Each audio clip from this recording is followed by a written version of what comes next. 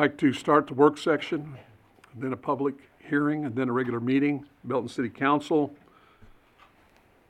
First thing I'm going to read off to you is that the city manager, before we begin with the budget work session, both you and the assistant city manager have explained to me, and the mayor pro tem, we've met several times on how overhead allocations calculated, and I want you to please explain to the rest of council how this is done. Okay. Thank you, Mayor. Mayor, if you would take one and pass that to your left. Councilman Savage, if you would do the same. Okay, pass it to your right, please. The mayor and mayor pro tem have come to assistant city manager and finance director and myself and talked about the overhead allocation and wanted us to explain how it's been calculated and what that looks like. And so we wanted to pull together, oh gosh, that's really small. Up on the, there you go, thanks. And wanted to try to talk about it. What you'll see is on the upper left is these are the departments that provide service to the special revenue and enterprise funds. The special revenue are the general, the park, and street fund. And the enterprise funds are golf, wastewater, and water. I think it's important to note that when you have an enterprise fund, those funds are to be self-sufficient. They are to pay for themselves. And so when you take a look, those departments that are listed in the upper left corner, that's the total amount of that department's budget. And so to get to the allocation rate, we take the fund revenue total and divide it by the total revenue in order to get the percentage allocation rate. That may sound like gibberish, so I want to wait a minute and let that sink in. I want to make sure that we understand what I just said. And Sheila, please chime in if there's a different way to say it or to understand it. For illustration purposes, we'll just take the water fund. So the fiscal year 2021 proposed revenues are $13.4 million. And you take that divided by the $58.8 million to get the 22.76%. That's how we get our allocation rate to figure out and calculate how much money each fund should be allocated those expenses from above. So this calculation has been, we actually tried to do some research today, have been researching this, and this predates back 1989 and how this is calculated based upon the revenues. And so as we looked at this in 2016, we actually froze the dollar amounts, because if you take a look at the bottom section of this spreadsheet, you'll see that if you take let's use water fund for example, 22.76%, the allocation truly should be $862,541 to pay for those services from those departments.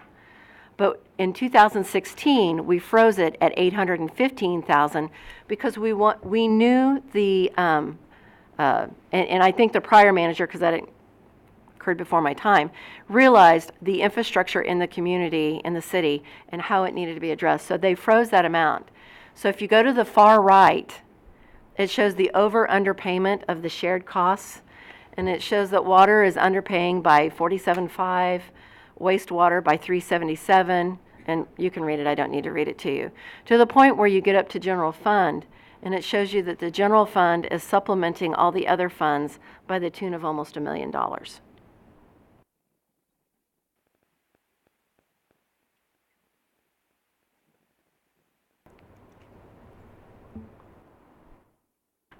This becomes somewhat alarming for me as we take a look at these enterprise funds, the water, wastewater, and golf, as they are meant to be self-sufficient. In every common practice of governmental accounting, when you look at these enterprise funds, they are to pay for themselves, they are to pay for their services. These departments that they help pay for provide the services for those departments in order to be able to continue to function. So you could correct that allocation, but at the end of the day, your general fund would still supplement it. So you might as well go ahead and do what the prior city manager did, which was just freeze those allocation amounts so that you're able to then apply those extra dollars towards your golf, your wastewater, and your water, and your roads and park. So I thought it was really important to try to understand this. There's been a lot of discussion. I know the mayor's spoken with some of the council people about it. There was questions about it, and we wanted to try to help explain what this looks like and how this is done.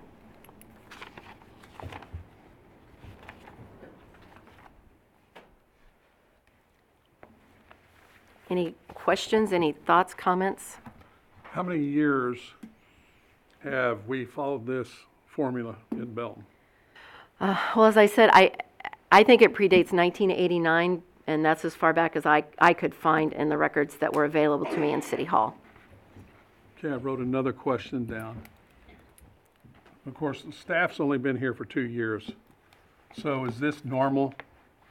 Yeah, I think if you were to even include it, talking with our outside auditors, and we've looked at neighboring communities, their budget documentation, their information that they have,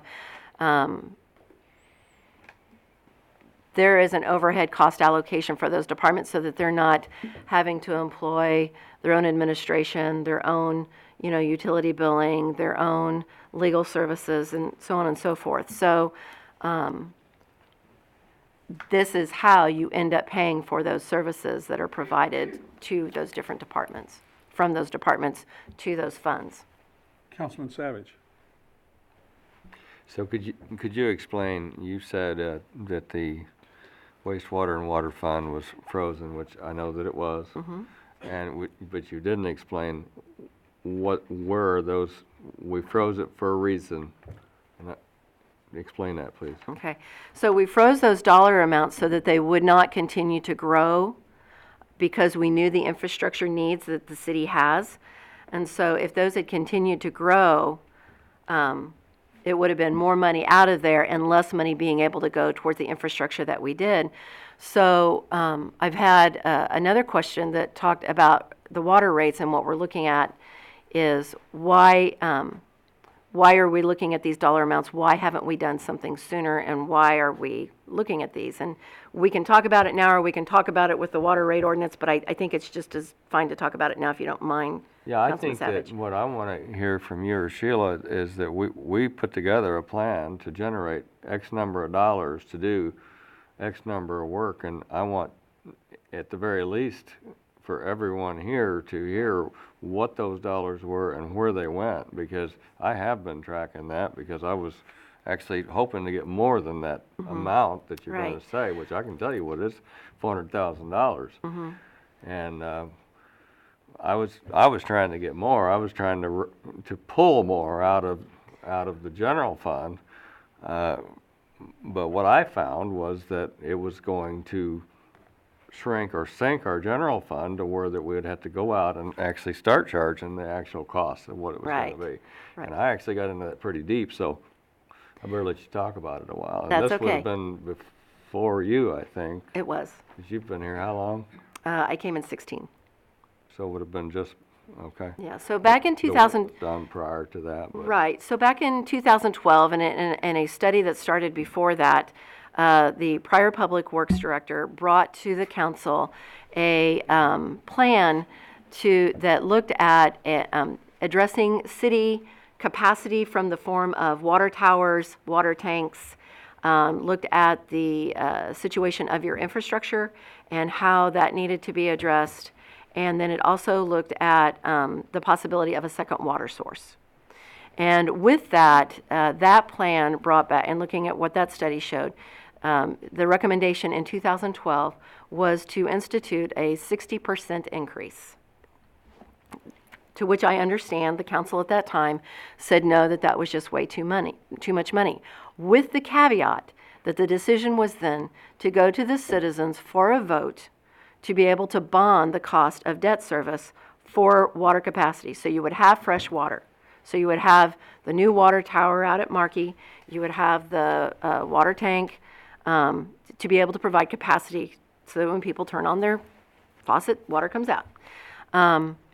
We also took a look at, and the way we addressed at that time, and that's what you're talking about here, Councilman Savage, is taking a look at how we handle the infrastructure that was aging. How do we approach that? And so there was a plan at that time that said without any additional dollars, we believe that we should at least be able to allocate minimum.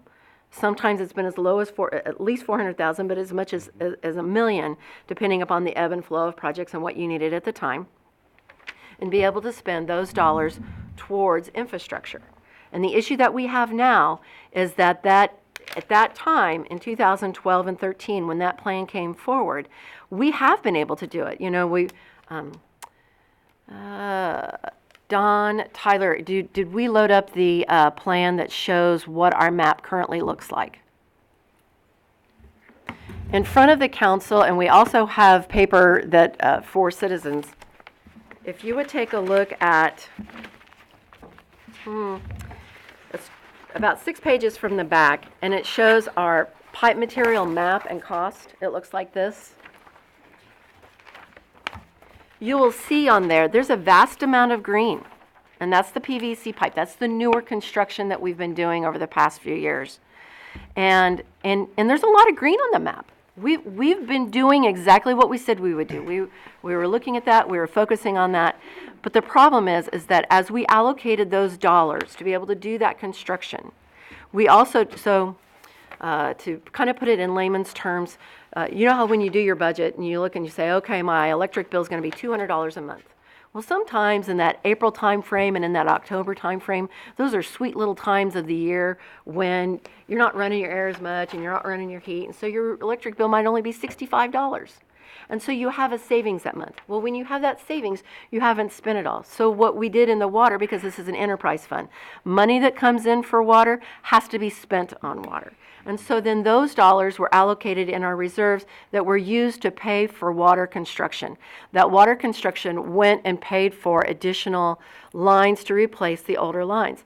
The problem is that those reserve dollars in our savings, we have now gone through to the point that Don came to me about 6 months ago and said, we have got to start looking at a way to be able to address our aging infrastructure.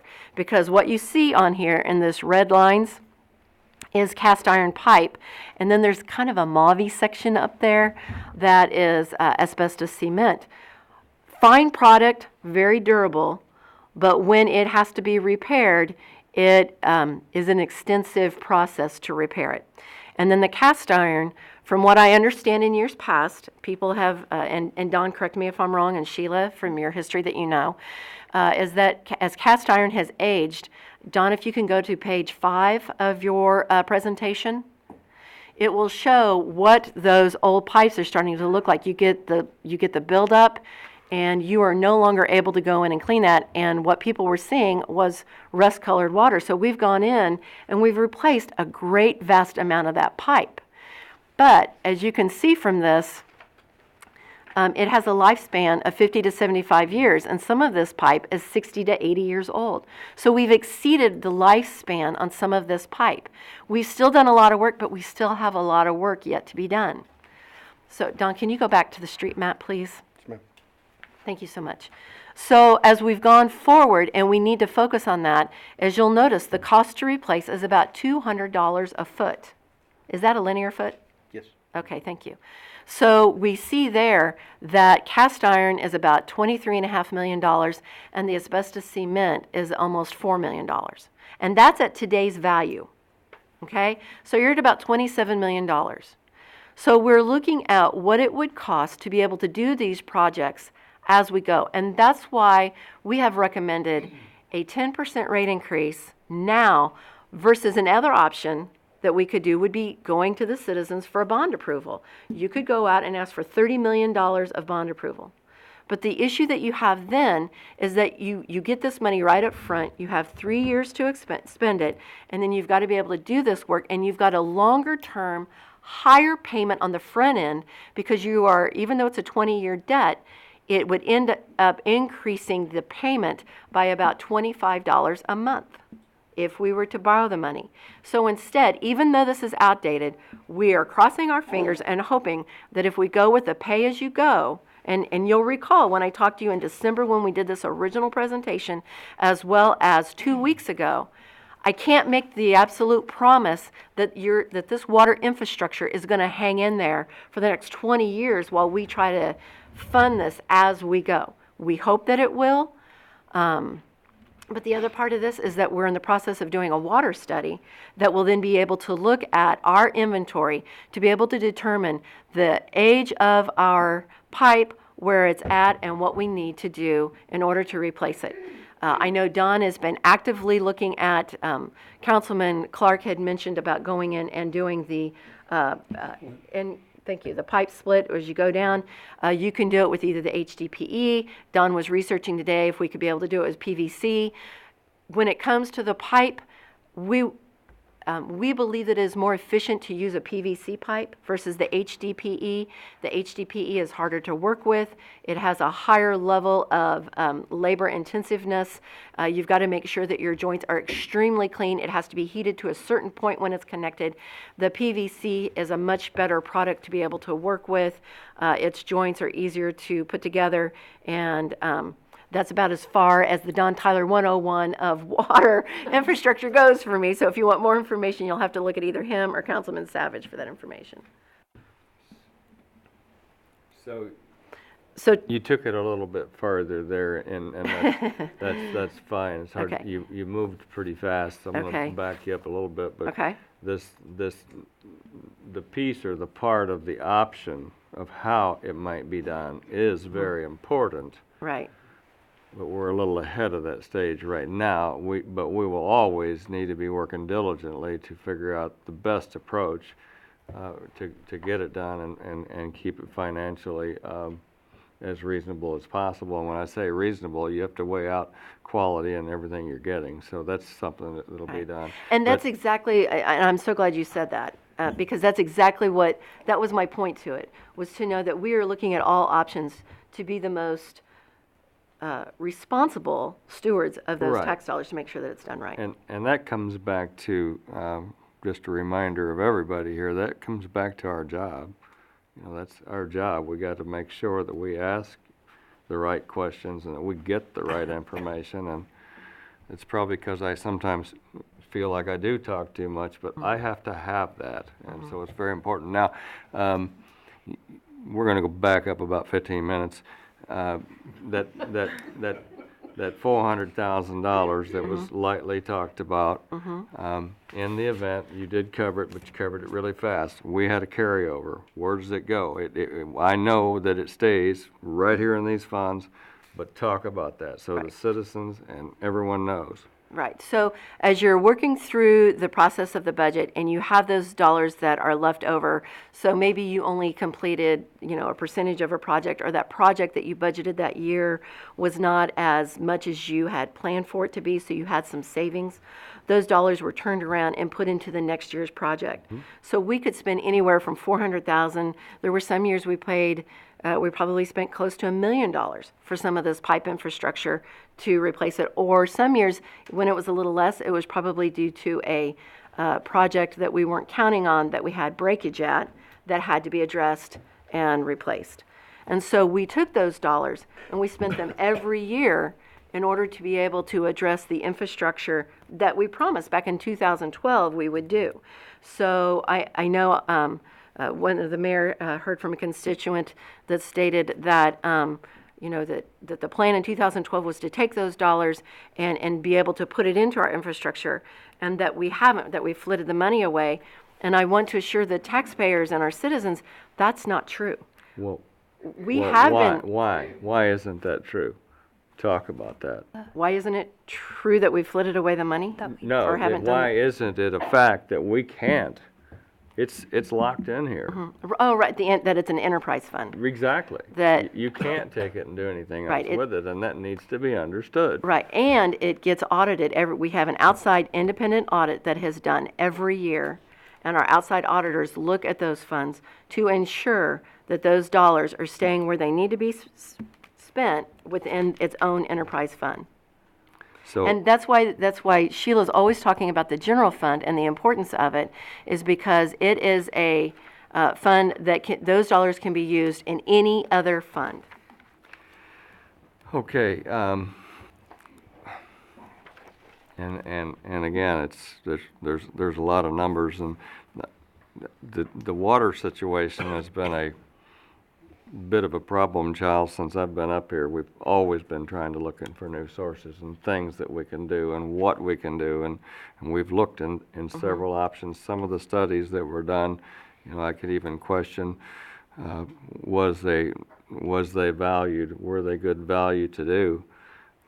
I can't totally answer that 100%, but it did tell us what we couldn't do if we didn't have some of those studies. And we have to get as much information as we can. What happens now if we try to take from the general fund to supplement back in? I realize we're already in a negative here. I'm seeing those numbers, but what would happen to the general fund if we tried to operate it with lesser amount of funding and drop it down in here into the wastewater and water? Right now we're talking about a dire need for water. Right. Or at least a fairly significant need in certain areas. Yeah. So talk about that just a little bit anyway. So the biggest concern that we've always had with our general fund is that our general fund is where we pay for our public safety. Almost 70%, the last calculation was 67, but I think it's going to be above that,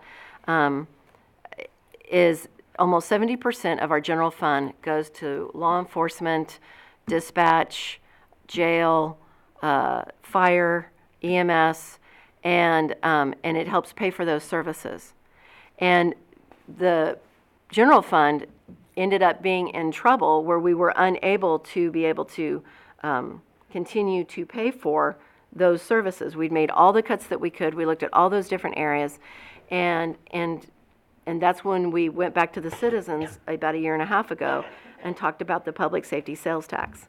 And so that public safety we are not reducing any part of the general fund, but that public safety sales tax is helping with the costs of those positions that were frozen and end up helping pay for that. If you end up taking money from your general fund, you no longer have the funding to be able to continue to pay at the level that that we are paying right now, and to be able to keep our public safety at the numbers that we have. So if we decided that our cost to handle through our staff here to handle the wastewater and the water, what's the word? The paperwork, the billing, the Administrative costs, right? administrative, that's what I'm trying to come up with. If we determined that we were, and I went through this several years ago, and I'm trying to remember, if we determined that, which I think we can determine that it's justifiable, but if we determined that it was not justifiable and we pulled back, then we're going to have to look for money for the general fund to operate. Am I? Right. That's That would be absolutely correct. which would mean another version of something, or else you fail there. Right. That's what I rounded full circle. Now, I want to mention too, I rounded full circle several years ago because I really wanted to pull money here. I mean, I was after it, but I proved otherwise that I couldn't. On the bond issue, this is my own personal thoughts. If you do a bond issue, and you guys may want to talk about this, and it's approved, we put it out, it's approved, we know we need the water, we know we need pipe replaced, but if we put it out there, what that tells me is that, and you do the help me out with the right words, you do the study of where you want to do, you get a plan in place to do it. I think you're going to see some pipe that needs to be replaced and some that has a few years of life left, but you have to go in a mass area and you got to move through that area because of the way construction works. And I actually feel like that if we can get this to go ahead and get folks to understand why and where and how we're doing this, I think you're going to see the real problematic areas replaced and probably save money in the long run, or at least push it down the road quite a ways because it's actually functioning. I feel that way strongly because we're getting the money in a steady stream, and we're not trying to get it all spin out in a mass, but Sheila, would you care to talk? Does anybody want to talk about that? Is there anything to talk about that? I completely agree with you. Why? If we get a large amount of money, we're going to be having to replace a lot of infrastructure in the city all at once, all over in the red and the pink areas. And first of all, you're talking about in a very short amount of time, it's going to be tearing up roads and curbs, and you're not able to plan it out over years. So not only will it cost, and we'll have the money for the water infrastructure, but then we're going to have to be spending more money to put back together the streets, curbs.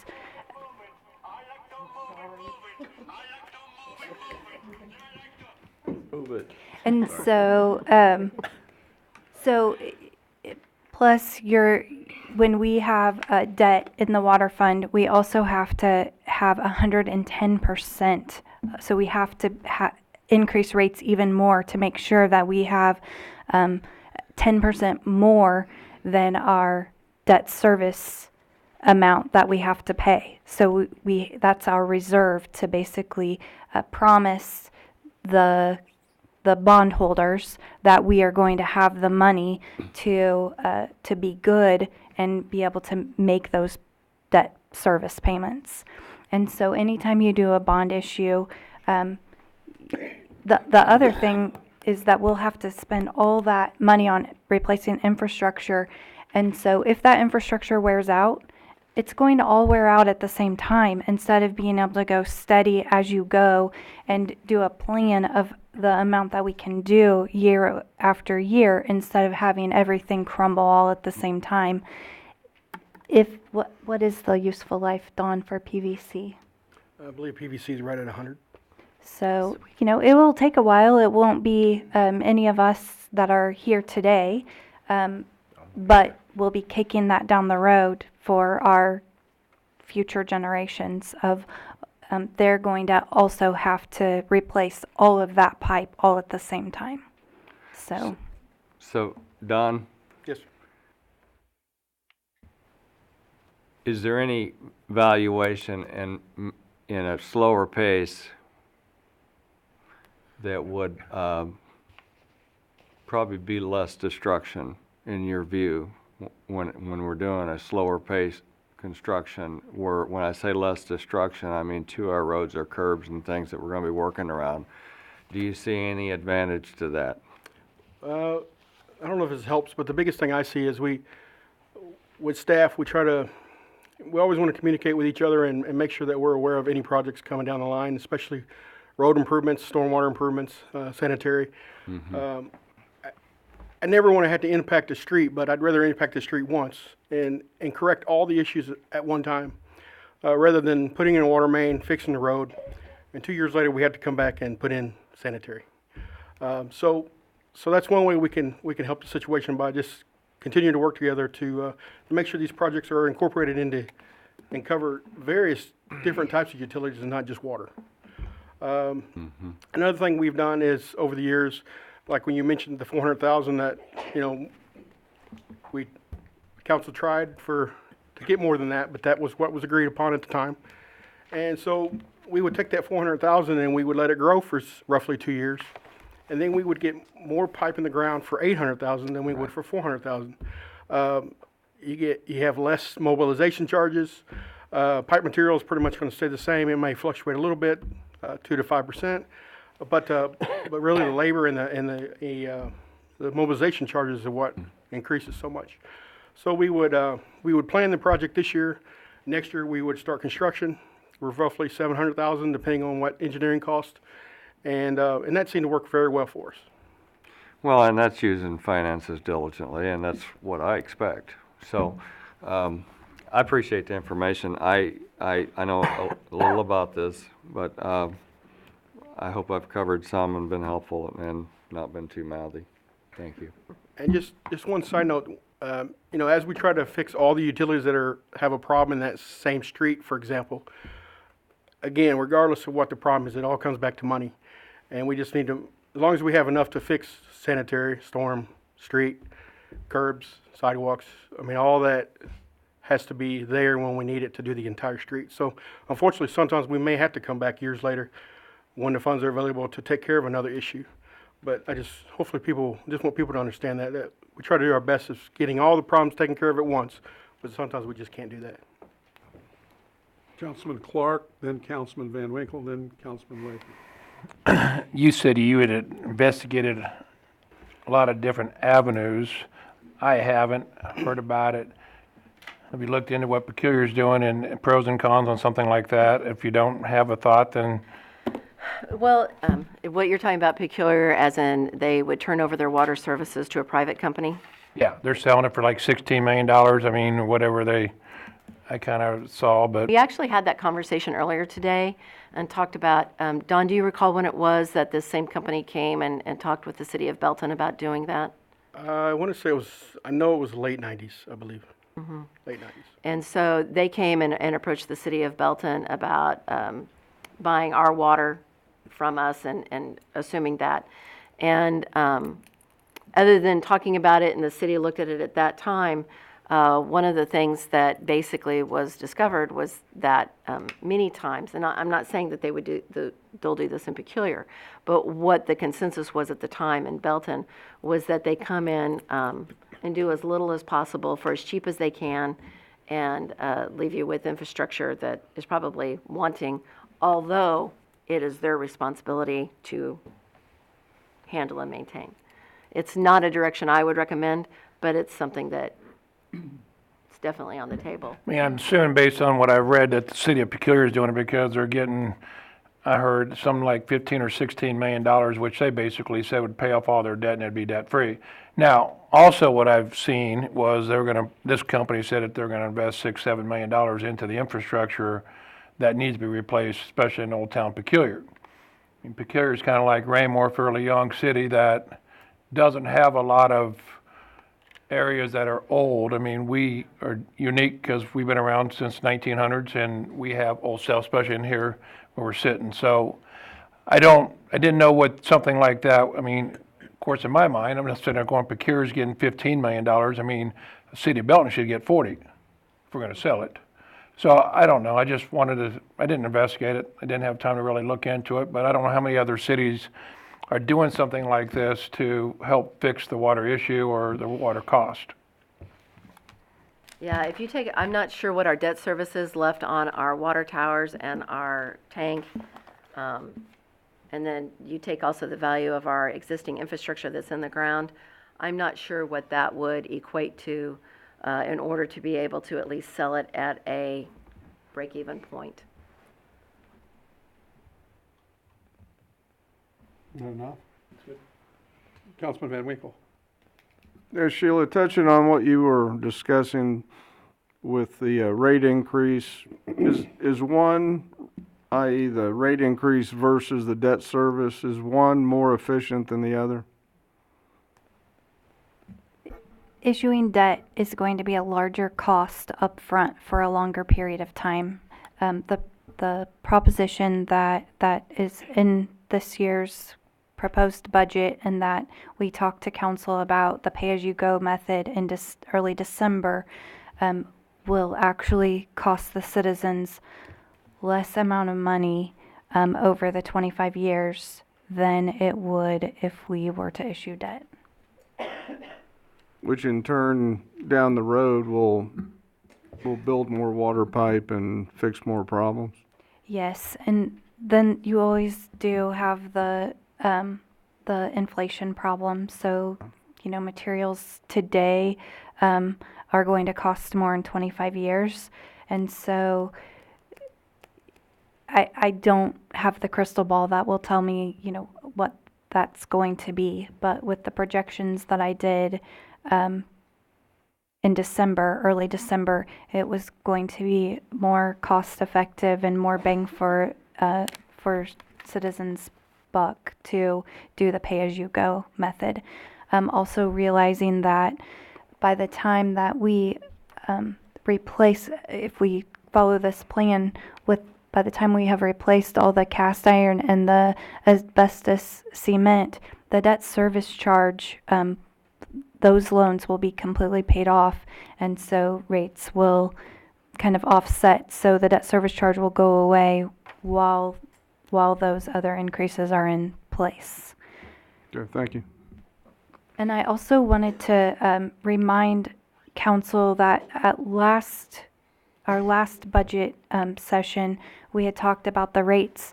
And when we finished the water tower projects and finished the wastewater projects, we actually did roll back the debt service fee.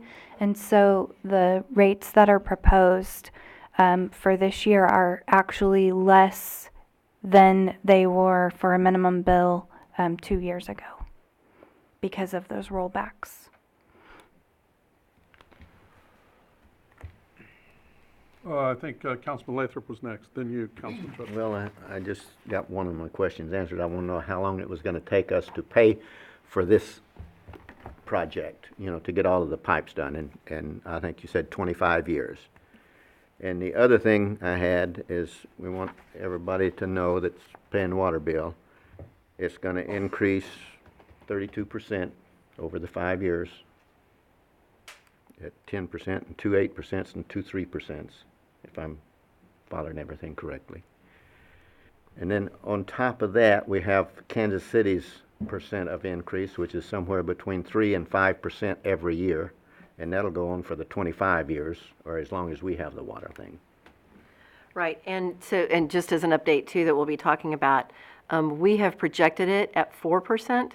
So the first reading is on for this evening, but I would be telling the council that instead of having the second reading at the next meeting, my recommendation is to not do it until the first meeting in March, because Kansas City should be setting their rates by the end of February, and so we'll know the exact amount. So while we are projecting it at 4, we'll know the exact amount. So if it's 2, it would come down, of course, to 2. It's whatever they pass through. So we just don't know what that dollar amount is yet from Kansas City, And I that had, rate amount. I had one other thing, and that was on the selling the water department.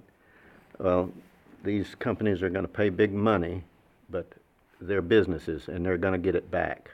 So the city might get the money up front, but down the road, the people are going to pay for that in the long run. Because they're not going to buy it and then spend $8 million or something putting in more water lines and then not make money. So that's my opinion. Councilman Trutzel. You took away all my questions. Wow. On this side, anybody else going on? I do, Yes, sir. not done. I have been asked, why is the wastewater going up at its rate? Would you please explain the increase? Somebody. As to why the dollar amount was frozen in No. The wastewater 12.5% increase Oh, that, is okay, passed on directly from Little Blue. Would you say that again? Little Blue has increased our rate that we pay to them by 12.5%, and our code states that we will that we will increase our rate no less than the amount that our third-party supplier charges us. Okay, so now we're hooked into Little Blue. We need Little Blue. I understand that. What are they telling us why they need that 12.5%? They did their own upgrades, and they came to council probably 4 years ago, I think. They did. And they came to let us know as their customer that they were going to have to make major infrastructure improvements. With our wastewater, there are a lot of regulations that are coming down from the federal government, and that just makes wastewater treatment very expensive. But that's because it's to keep all of the citizens healthy. Yeah, and they did, and it was probably short of 4 years ago, because they were pretty loud and pretty clear, and we were definitely prepared. I don't know, was everybody here then? Can't remember that. Some was. Well, they presented it very well, I recall that. Thank you. And along those lines, I'm on that advisory committee with the Little Blue, Mm-hmm. and it's crazy. How much does that cost us extra for you being there? Yeah. Double. It cost me a little bit to drive there, but you gotta know that with all the things that are changing in Kansas City, you know, that's gonna get passed down the road. Everybody's gotta be cognizant of that fact, that it is gonna happen, yes. I guess my question on the sewer, and thanks for Councilman Savage bringing it up. Little Blues charges 12.5%, but I think we only use them for what, about 40%, 50% of our population now? Right, it's about 50%. And so the regulations that they are governed by are the same regulations that we're governed by for our own plant. So you're saying that So- we have to have a 12.5% to do whatever we need in our sewer plant? I mean, we talk about Little Blue, but we're not talking about Belton. Right, and so we utilize the funds that are not paid to Little Blue. We use them for our own services. And so that's how we're looking at the plans that we are to do the, interlining of the pipes for I&I to try to reduce that so it doesn't impact, it's not going into our sewer, because by doing by trying to continue to look at that and notch that off a little bit by little bit, Little Blue charges us by our flow. And so by us trying to reduce our I&I, hopefully in the long run, it ends up reducing the amount of flowage that goes through to them, and in turn helps bring down our rates. I know it has to do with like gravity and all that good stuff, but is there any way of switching everything in Belton, or is that never going to be, I don't think that that's an option. I would look to Don Tyler for that. Unfortunately, the present treatment plant cannot take the capacity of the entire city, so that would be another bond. but if we expanded our plant, is it possible for everything in Belton to go there or not? Well, presently, the city is built, 58 Highway is kind of the dividing line. Right? And 58 is roughly the high point of the city. So everything north of 58 goes north, and everything south of 58 goes to the south. And that's why the south portion flows to our treatment plant.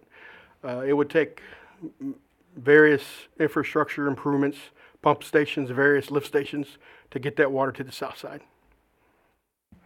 I just didn't know if it was feasible. I mean, I thought back in my days, we talked about gravity and everything going in that direction because of 58, and so, okay. Yes, sir. More questions? Have you beat this one, Lamont? You got anything else you want to say? No, we actually have more budget presentation, yeah. work session to do. And just as a reminder, Mayor, we do have a public hearing that, before Sheila gets started in talking about budget, at 7 o'clock, we'll have to take a break and come back over for the public hearing for TIF. Neat. That's really neat. My budget presentation is pretty quick tonight, so Oh, if we wow. could get started on page What page? 66 of your budget book. I'm lost. And Benjamin was kind enough to make another PowerPoint presentation for us. This is the Major City Construction Fund. I'm sorry, it's Fund 442. There's only one project that is budgeted in this fund this year, and it's the Peculiar Drive and Outer Road project for easements and right-of-way acquisition, and also for engineering and design. So we're planning on spending $527,697 in fiscal year 2021.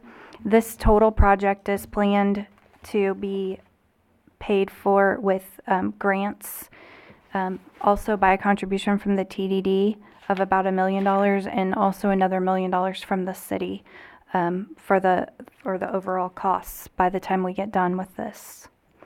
Any questions about this project? If not, we can just flip the page to Fund 445. And in Fund 445, the only project that is being anticipated this year is spending $5 million to rebuild, mill, and overlay residential streets with GEO bond money from the GEO bonds that were approved in April by the citizens. And Question. these were the roads that, I had a resident ask me the other day when we're gonna start, I'm assuming we're gonna wait until like March, April. April to start that back up. Will we finish the projected streets this year, or is that, it's still another? No, we'll still be another year away. and Okay. these are the streets on the map that's on the overhead. Those are those are kind of what are preliminarily planned for this season, this fiscal year 2021. Any questions about that? Okay, so if you turn to page 69, this is the Stormwater Project Fund. The stormwater bond projects that are budgeted in this fund for easements, right-of-way acquisition, and engineering and design are the Buena Vista project, which is being combined with the Hawthorne Drive and Redbud Lane project at $210,000 in fiscal year 2021. Hargis Lake, just easements, right-of-way acquisition, engineering, and design at $270,000. Lacey Estates and Cambridge Road, $160,000. Height and Bryan Avenue, $220,000. And then we're actually planning to do construction of the Cambridge Road Stormwater Project and the 162nd Street project, and also the Allen Avenue project. And just as a follow-up to that, while that is what's in the budget, right now we've been working with the engineers for the Hargis Lake project, and wanted to let you know that because these projects are part of our stormwater bonds, the funding is available. So we may be coming back to council to amend the budget to be able to take on additional construction as we address the needs in Hargis Lake, because that's a project area that's twofold. It is stormwater as well as wastewater as well as sewer. So we need, they are being engineered by two companies, and we actually have a meeting day after tomorrow to meet with them, and because the wastewater portion is at 95% engineered, and so they're going to be talking with the stormwater about how that looks, because those that pipe shares the same space. So we want to be just like Don was talking about at the time that we're looking at water and wastewater lines. If we're going to dig it up, let's do it right the first time. That's what we're doing now, is we're planning this and going forward. So I really see Hargis Lake being done sooner, or at least starting construction sooner. But for now, we just have the engineering design. But I did want to let you know to not be surprised if that comes to you sooner, because I see that happening. Going on. If you'll turn to page 71, this is the Sewer Impact Fee Fund. There's nothing, there are no projects budgeted in this fund for next year. The fund, we're expecting about $78,000 of new revenues. The revenues are restricted to only be used to increase capacity. We can't replace anything that, or repair anything that we have existing. It can only be to add on to the system. And it can, the impact fees that are collected in a specific sewer basin must be used in that basin. So, if you turn the page to page 72, the Water Impact Fee Fund, the only amount of $181,030 that's budgeted to be spent out of this fund next year is to finish up the water line replacement project that was began earlier this year. So we're going to be finishing up replacement for Pawnee and Brookview Drive. We already finished Hollywood and Cedar. Any questions about that? Moving on. Okay, and then if we can, what we have left are the TIF funds. And so if you want to flip, okay, I'm sorry. There are 3 additional capital project funds. Fund 463, the wastewater treatment plant, that's on page 73. And the water SRF 1 projects on page 74 and the SRF 2 projects on page 75, those are being shown in our budget book. There's nothing, no revenues coming in, no expenses.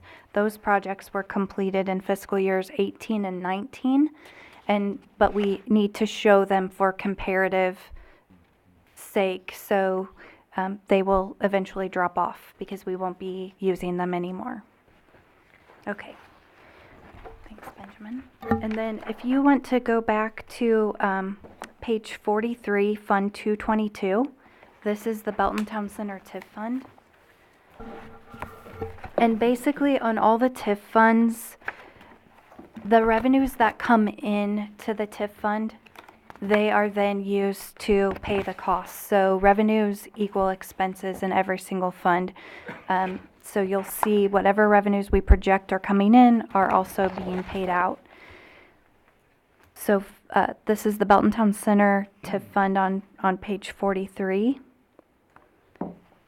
You can see we get pilots, city sales taxes from the TDD, and sales taxes from the county to go to pay for the infrastructure costs that were put in when this development came up. And then on page 59, Belton is Fund 240. This is the Belton Marketplace TIF Fund. You can see that there's nothing budgeted in the last column for fiscal year 2021, and that is because tonight on the agenda, there's actually an ordinance for you to close the Belton Marketplace TIF Fund out. It is completely paid off. All the certified costs have been paid. The next page is the Cedar Tree TIF Fund. And again, $185,260 are expected to come in, and then we're going to be paying certified costs of $185,260. On page 61 is the Y Highway Marketplace TIF Fund, and we're expecting $796,275 to come in, and the same amount to be paid. This Project Area 1 actually has outstanding TIF bonds. And Project Area 2 actually has certified costs that the city incurred when widening 163rd Y Highway. So the next page is page 62, the Y Belton Plaza TIF Fund. We're expecting $1,249,640 to come in and $1,249,640 to go out. And then on page 63, Fund 245 is the Southtown Plaza TIF Fund.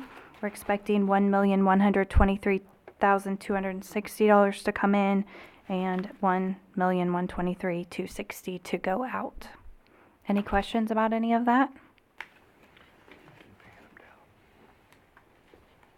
And that's good with my presentation, and our public hearing starts in 4 minutes.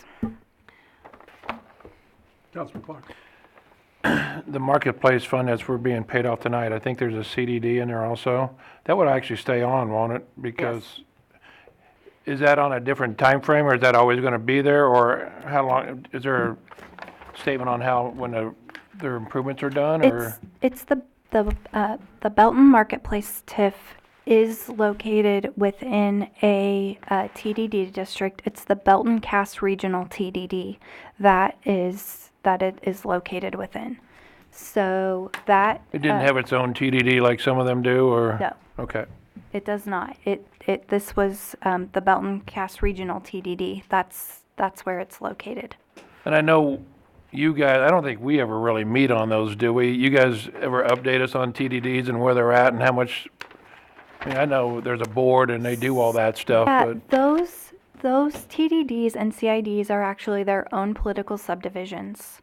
And so while they do submit their budget to the council to see, the city really has nothing to do with those TDDs and CIDs. The Belton Cass Regional TDD, however, it actually has a board that has 2 members that are appointed by the county, 2 members appointed by the city, and 2 members appointed by the road district.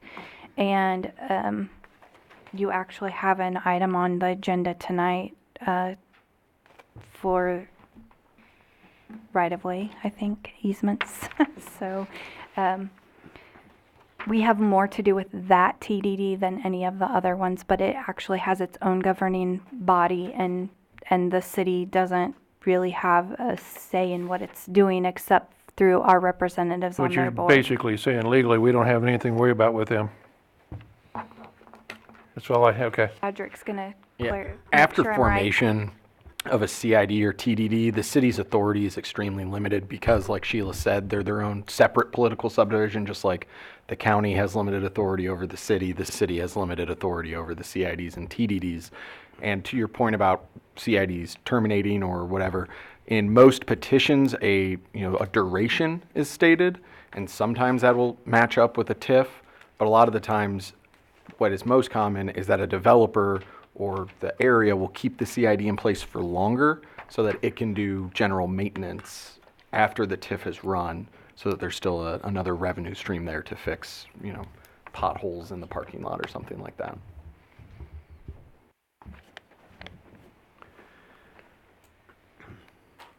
Where are you at? I'm done in 1 minute, the public hearing will start. Sure, so you're gonna stop there is what I'm saying. Okay. So, Mr. Mayor, we do have one more item for the work session, so after we conclude the public hearing, we will need to go back to the work session and discuss item B. Any second now, we're gonna hit this and get going. So at this time, I would like to go ahead and shut down at this time the work session, and we're gonna call to order as we adjourn. We'll come back, the public hearing to order. It's time, at this time, and we have the public hearing in accordance. You wanna read that, Andrea?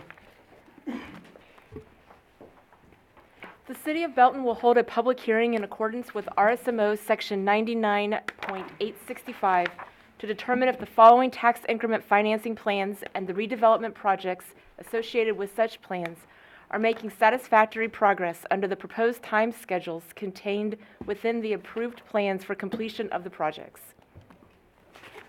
Would you like me to read each name? Pardon me? Would you like me to read each name? Sure, let's start off. The Belton Town Center TIF, the Belton Marketplace TIF, the Y Highway Marketplace TIF, Southtown Plaza TIF, Projects 1, 2, 3, Y Belton Plaza TIF, Projects 1, 2, 2A, and 3, Cedar Tree TIF. Okay, how are we gonna do this? So, Mr. Mayor, this evening we have Carolyn Yatsuk, our Economic Development Director, that's here to give you the TIF Projects Annual Report. Carolyn? Thank you. Good evening, Mayor and City Council. As the City Clerk stated, the purpose of the hearing tonight is to determine if the redevelopment projects are making satisfactory progress under the proposed time schedules. And I just want to let everyone know that notice of public hearing ran 4 times in the Cass County Democrat pursuant to state statute, and those dates are January 3rd, 10th, 17th, and 24th. So in front of you tonight, in this annual report, is a lot of information, and I'm certainly not going to read all of it to you. It is in your council packet.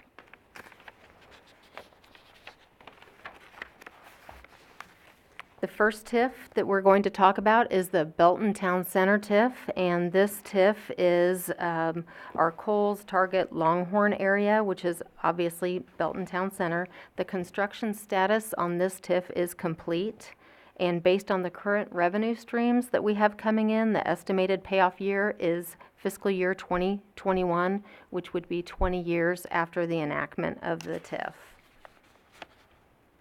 There are total bonds that are remaining to be paid, which are $4,185,000, and on the right-hand side is the total TIF revenues that were received in 2019, and they are broken down for you.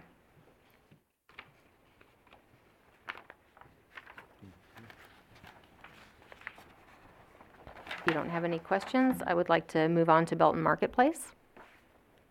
And by the way, there are larger maps for you in the packet. If this map is too small, this map is going to be on page 10 of your agenda packet.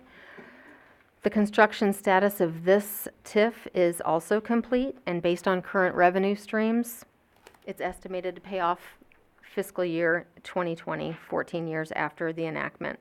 Total bonds remaining to pay are $290,000 as of 3/31. Thank you, Sheila. And if there are no further questions or no questions on that, why Highway Marketplace? That is where your Pizza Hut and Pride Cleaners Price Chopper TIF is located. The TIF began in 2010, and it has been amended before council. The last amendment was the 8th Amendment, and it was done in 2019. And the construction status for this TIF is in progress. The estimated payoff year for this one is to be determined, as there are costs that are still to be certified. The project is not fully built out. The TIF contract construction completion date is May 31st of 2020, so 4 months away. Project Area 2, which is in orange, is still needs to be built out, as well as Project Area 3, which is in blue, and 5, which is in the pink color.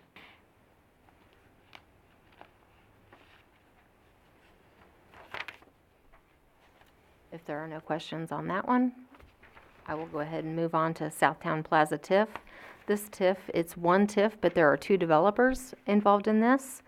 The TIF began in 2009. The last amendment was in 2019, and that was the 3rd amendment for that. The estimated payoff year is also to be determined, as costs still need to be certified. This project is not fully built out. This project construction status is still in progress. Project Area 1 is Menards, and that is obviously completely built out with a 162 square foot building. Project Area 2 is also part of the Menards TIF, and that still needs to be built out. Project Area number 3 is actually Herman Enterprises, and we have received construction documents for an Aspen Dental, which came before City Council for a 3,500 square foot building with an additional pad site, 6,000 square foot future retail space. We do have those construction documents in-house, and a permit for the Aspen Dental will be released any day. It's imminent. So, moving on, if there are no questions, to why Belton Plaza. This is the Hobby Lobby Academy Sports area. The construction status on this one is also in progress, and the estimated payoff year again on this is also to be determined. Project Area 1, Lot 5, the hotel construction date is August of 2022. Projects Area 2 and 2A, Project Area 2 is orange, Project Area 2A is in green. The construction date is August of 2021, and if you will recall, I didn't mention this was last amended in 2019 as well, extending these construction dates. Project Area 3 has not been purchased by the developer, but the construction dates for this, Phase 1 would be December 2021, if indeed this parcel was purchased, and Phase 2 in December of 2022. And so I'll move on to, I did need to mention one thing on, I'll go back to that. Let me just go ahead and finish on the Cedar Tree, which is the final TIF. The beginning date on this one was 2015. Construction status is complete, and this data here states that based on current revenue stream, this TIF would be paid off in 2036. The beginning TIF date was 2015, So that would be 21 years after enactment. However, I do want to let you know that Five Guys plans to open on February 3rd is what they're shooting for at this time. And Barrel House Liquor Store also opened up. So we anticipate the revenue generated in this particular TIF to increase. And there is also some interest in the junior box that we are excited about. So my apologies. I would like to go back. I did forget an important piece of information on the Y Highway Marketplace TIF. We were talking about the construction deadline, which is May of 2020. There has been some activity at this location. Christie Development is under contract with the Cosentinos to actually purchase this land and then have the development agreement reassigned. So that's an update there for you on that. Questions? Yes. Councilman Lathrop. Okay. Well, I have one question on the, when they're gonna be paid off. And, you know, a couple of them you had on there which confirms with what they, but with what they owe and what is available now at that rate, it's gonna take several years. 'Cause, you know, if you do it at that rate, you got, on the Y Highway, it's 12.8 years. On Southern Plaza, Southtown Plaza, it's 11.7 years. And on Y Belton Place, it figured out to 21.4 years. I mean, is that basically, I know they haven't got everything built out yet, but Yes, so if they, if nothing happens, it's gonna take that many years to pay it off. yes. Okay. And we're also certifying interest costs on that every year. So the amounts continue to grow because the certified costs are earning interest and those add to the certified costs. So we hope for us to be able to close out the TIF in the time period that was expected. We always hope that the developer will meet their construction timelines and get the retail in the area that was expected. Okay, thank you. Councilman Trutzel, then Councilman Savage. I'm sorry, I missed it. Back on Y Belton Plaza, you said Constantinos were looking, had a contract on, which piece of ground we talking about there? Y Belton Plaza? Yeah, Oh, no, I'm sorry. You were right. Y Highway Marketplace. okay, well, Yes. might help get the right place. So the Cosentinos would keep their store, the Price Chopper store, and Christie Development would purchase all of the other ground, including the inline shops. Thank you. Councilman Savage. Do you, on the Belton Marketplace, do you recall what the estimated time on that was to pay off? I know it'll be 14 years. Did we beat that by a couple of years? I don't think so. I think it was estimated to do in 12 years, but when we hit the recession, it just kind of lengthened the time for everything because sales dropped. Okay, go ahead and describe, will you please, once it pays off in 2020, there's 290,000 left. So, tell us what that does for our revenue when that pays off. It's going to provide an additional $60,000 a year for the general fund. Also an additional $30,000 a year for streets, another $30,000 a year for the capital improvement sales tax fund, and $30,000 more a year for parks. Thank you. I just wanted to hear that. Councilman Finn. I don't know if Councilman Trussell, do you have something first? We're good? All right. I had a question on that. Is there any concern that these businesses might just pull anchor after the TIFs are paid off? I mean, there's been concern in the public and on social media, and I just wanted to ask you and put it on record. Do you feel like, these businesses are going to pull anchor when this is paid off? No. Why wouldn't they? Well, The developer received their money when we issued the TIF bonds. So the developer has had its money, and there's going to be no reason that the stores weren't benefiting from anything. It was Exactly. just the developer. And so nothing will change at all for the stores. Thank you. Other questions? Just have one question, just for my knowledge. I noticed that the Christie's Y Highway Marketplace started in '07, but, so the TIF starts when he gets, I mean, did he get money in '07? Because it doesn't seem like Academy opened up until like 12 or 13, or, I mean, I'm trying to figure out when he actually started creating that, but it looks like it started in '07.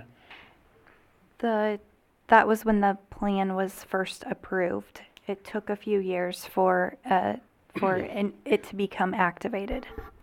Well, it just gives a max term of 23 years from that date. That's why I was trying to figure out if that's, but I thought it was 23 years from the start of the project, not from, From when when it was activated, yes, 23 years from when it was activated. Does that satisfy you? yeah, I was just gonna make a comment about another tip, but I'll just leave it die. Well, go ahead and do it now. Unfortunately, a TIF was reestablished on the Belton Marketplace, the Kohl's and Target project. We had it set to go off in about 7 years when it was first established, and then in 2006, I think, they came back, the city did, and took some more money out and did another TIF on that project. So that's just one of those that frustrates me as a guy that was on the original TIF, so. Weren't you on the council then? I was on the council for the original TIF, but not when the council came back and re-TIFed it. So, may I comment? Sure. We didn't take some more money out. We just allowed for it to go longer. Wouldn't that be is that what you mean? I thought we added more money to build a road to nowhere is what I was told back in the day, but that's been a long time But ago. we didn't actually add money. Well, we didn't, yeah, We because, allowed, whatever was spent, my point is, whatever it was, regardless of whether it was nowhere or somewhere, it was allowing the developer to develop infrastructure and then reimburse himself as he generated the taxes to come in. And that needs to be made clear, because that's a confusing point to citizens all the time. If I may, I'd like to clarify something. So on the Belton Town Center at TIF, the citizens of Belton, we received $15 million in public infrastructure for that TIF. So the construction of Town Center Drive from 58 Highway to the north property line of Home Depot, the widening of Mullen Road from 2 lanes to 4 lanes, from 58 Highway to the north property line of Home Depot, as well as Y Highway improvements, making Y Highway turning it from 2 lanes to a 4-lane divided with right turn lanes and intersection upgrades. So we did receive public infrastructure upgrades in the tune of $15 million for that TIF. I'm not disagreeing that we did all that stuff. It's just one of those that, when we set it up, the original council set it up, we set it up with the school district, that here's how much we're giving, here's how we're gonna set it up. And it's just one of those that I was involved in it, and I think we got some good value for that money. I'm just saying that it started in '01 and should have been paid off in '08 and been done, but it got extended.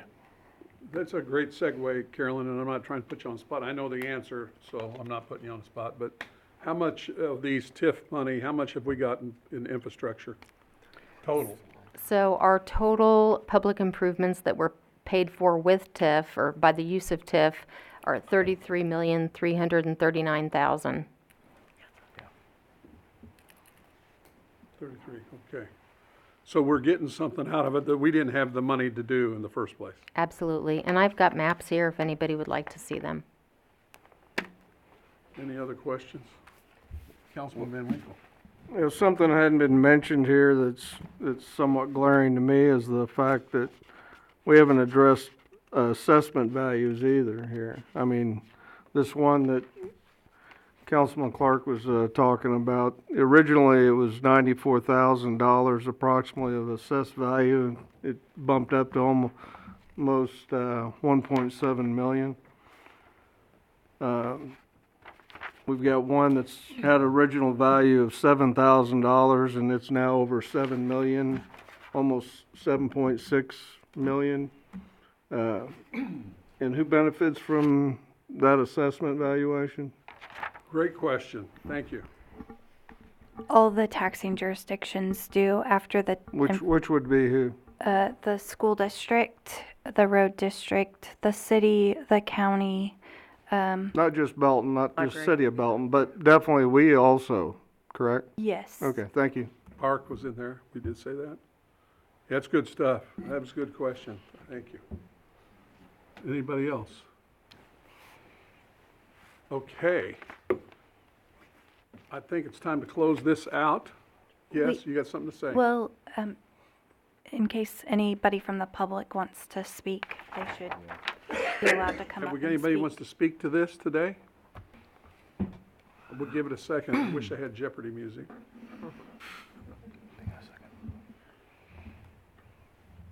Seeing none. We're going to adjourn the public hearing, and with that, we're going to go ahead and go back to call the work session back to order, and I think you're up with what? This evening, as a work session topic, the city clerk, Andrea Cunningham, is bringing to the council the Code of Ordinances and a possible amendment to Chapter 3. So, Andrea, would you like to share with the council what Chapter 3 is? Yes, good evening, Mayor and Council. I'm presenting information tonight about an ordinance that will come to you next meeting on February 11th for first reading. Chapter 3 is the city's Code of Ordinances regarding alcoholic beverages. It was originally written in 1967, and as laws began changing in the 80s and in the 90s, our code was amended to generally track with the state statutes and the state amendments. But in the last 10 years, there's been amendments and additions that the state has given in their statutes that we haven't put in Chapter 3. For example, the definition of malt liquor is amended, microbreweries, growlers have been added. There's also some other things that have been in the state statute for a while, like domestic wineries and things like that, that we've never adopted into Chapter 3. This past year, the Economic Development Department was approached by potential business owners about locating a microbrewery and a microdistillery here in Belton. These business concepts will require an update to Chapter 3. The ordinance coming before you next week, or the next meeting of February 11th, will show those updates and a general overhaul and a wholesale change of the chapter. Specifically, the ordinance will show Chapter 3 definitions that are consistent with state definitions. It will show items from Chapter 3 removed because the state has repealed those items. It'll accurately reflect our procedure for license application, renewal, approval, and it will also show manufacturer licenses that align with the state licenses and the addition of a microbrewery and a domestic winery license. It will also include exemptions for the domestic winery and the brewery, and the liquor manufacturer solicitor license, which is the microdistillery license, being exempt from the 50% gross receipts derived from the sale of food requirement, otherwise known as the 50-50 rule. Right now, hotels, nonprofits, there's some other things that are currently exempt, and we'll just add those in as additional exemptions. Didn't want you to be surprised at next meeting that there's an entire chapter change. Just wanted to bring it to you tonight. Any discussion on this? Any concerns? Okay. Moving on, we want to adjourn the work session again, and we're going to go to call our regular meeting to order. Please stand for the Pledge of Allegiance by Councilman Van Winkle, and please stay standing for a moment, please. I Pledge allegiance to the flag of the United States of America and to the republic for which it stands, one nation, under God, indivisible, with liberty and justice for all. I want to take a minute here for silence for the passing of one of our fellow councilmen for 10 years, a fine citizen, a fine person, worked for the school district for mega years. And we're passing that around. I went to that wake on Saturday, and that was Councilman Lothridge. So if everybody just take a moment in silence, I'd appreciate it.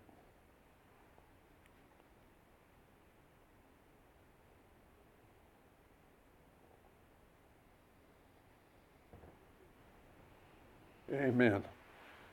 Really appreciated Councilman Lothridge, had a great sense of humor, 35 years in the Navy, pretty spectacular gentleman.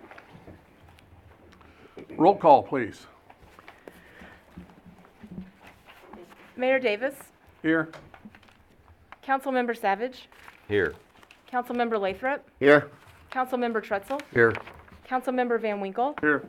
Councilmember Clark, Here. Councilmember Fenn, Here. Councilmember Davidson, Here. Councilmember Peak. Here.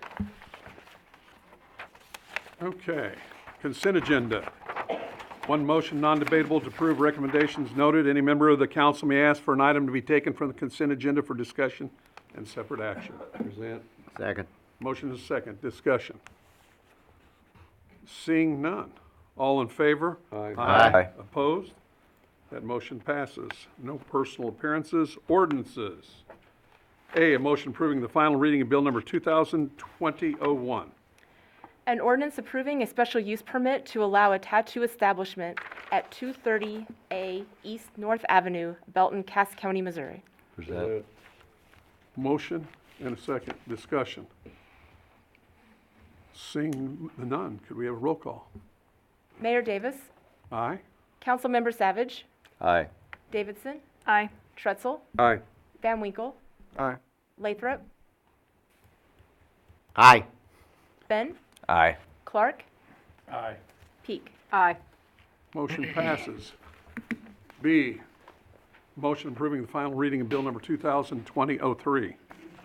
An ordinance determining and declaring the necessity of acquiring for public use temporary construction easements, permanent utility easements, permanent drainage easements, and right-of-way acquisition for the construction and maintenance of road improvements related to the Mullen Road and North Cass Parkway project, generally located in the city of Belton, Cass County, Missouri, authorizing the city and its designees to negotiate for the purpose of acquiring easements and property acquisition by contract or condemnation, and authorizing the city attorney and his designees to institute condemnation proceedings if such interests in land that cannot be acquired by purchase through good faith negotiations. Present. Motion is second. Discussion. Councilman Lathrop, go ahead first. Oh, go ahead. Well, I was just going to provide two updates based on Councilman Lathrop's questions and Councilmember Clark's questions at the last ordinance reading. But Councilmember Lathrop, I think you discussed additional projects that, the widening of a road by your house that was contemplated. I went ahead and pulled the petition for the TDD, which has to specifically state the projects that the TDD can construct, and that specific road was not listed on there. So for the TDD to fund those improvements, the TDD would have to go back to court and have the Cass County Circuit Court amend their petition to include that project within the projects authorized by the TDD. And then Councilmember Clark, you asked about professional services and whether or not the city was reimbursed for those. And under the cooperative agreement between the city and the TDD does reimburse the city for all professional expenses that the city pays in relation to the projects for the TDD. That was a question I had too. Thank you. Any other needs? Harris?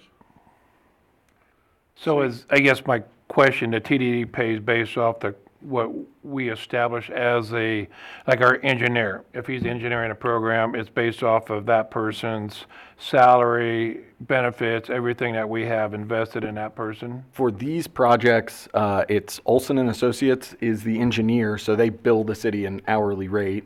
And then for me doing the condemnation, it's the same principle where Olson and myself would bill the city, and then the city would provide those to the TDD for reimbursement. I didn't know if that was in-house or, so it's somebody outside the city doing the engineering and. Okay. Yes. Other discussions or questions? Seeing none, roll call, please. Mayor Davis, Aye. Councilmember Clark, Aye. Peak, Aye. Trutzel, Aye. Van Winkle, Aye. Lathrop, No.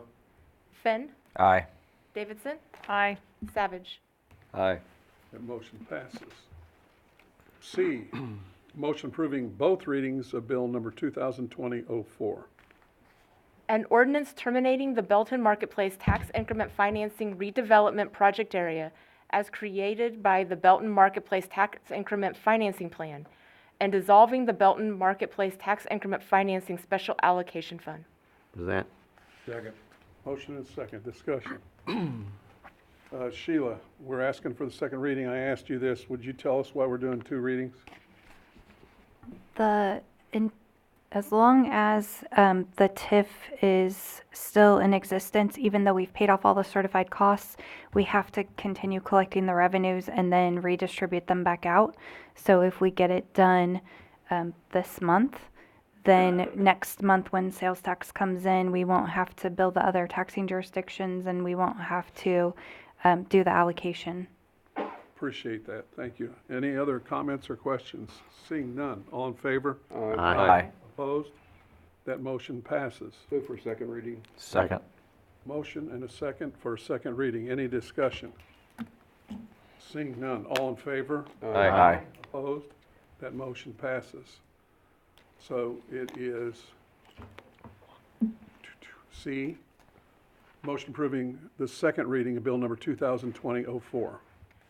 An ordinance terminating the Belton Marketplace Tax Increment Financing Redevelopment Project Area as created by the Belton Marketplace Tax Increment Financing Plan and dissolving the Belton Marketplace Tax Increment Financing Special Allocation Fund.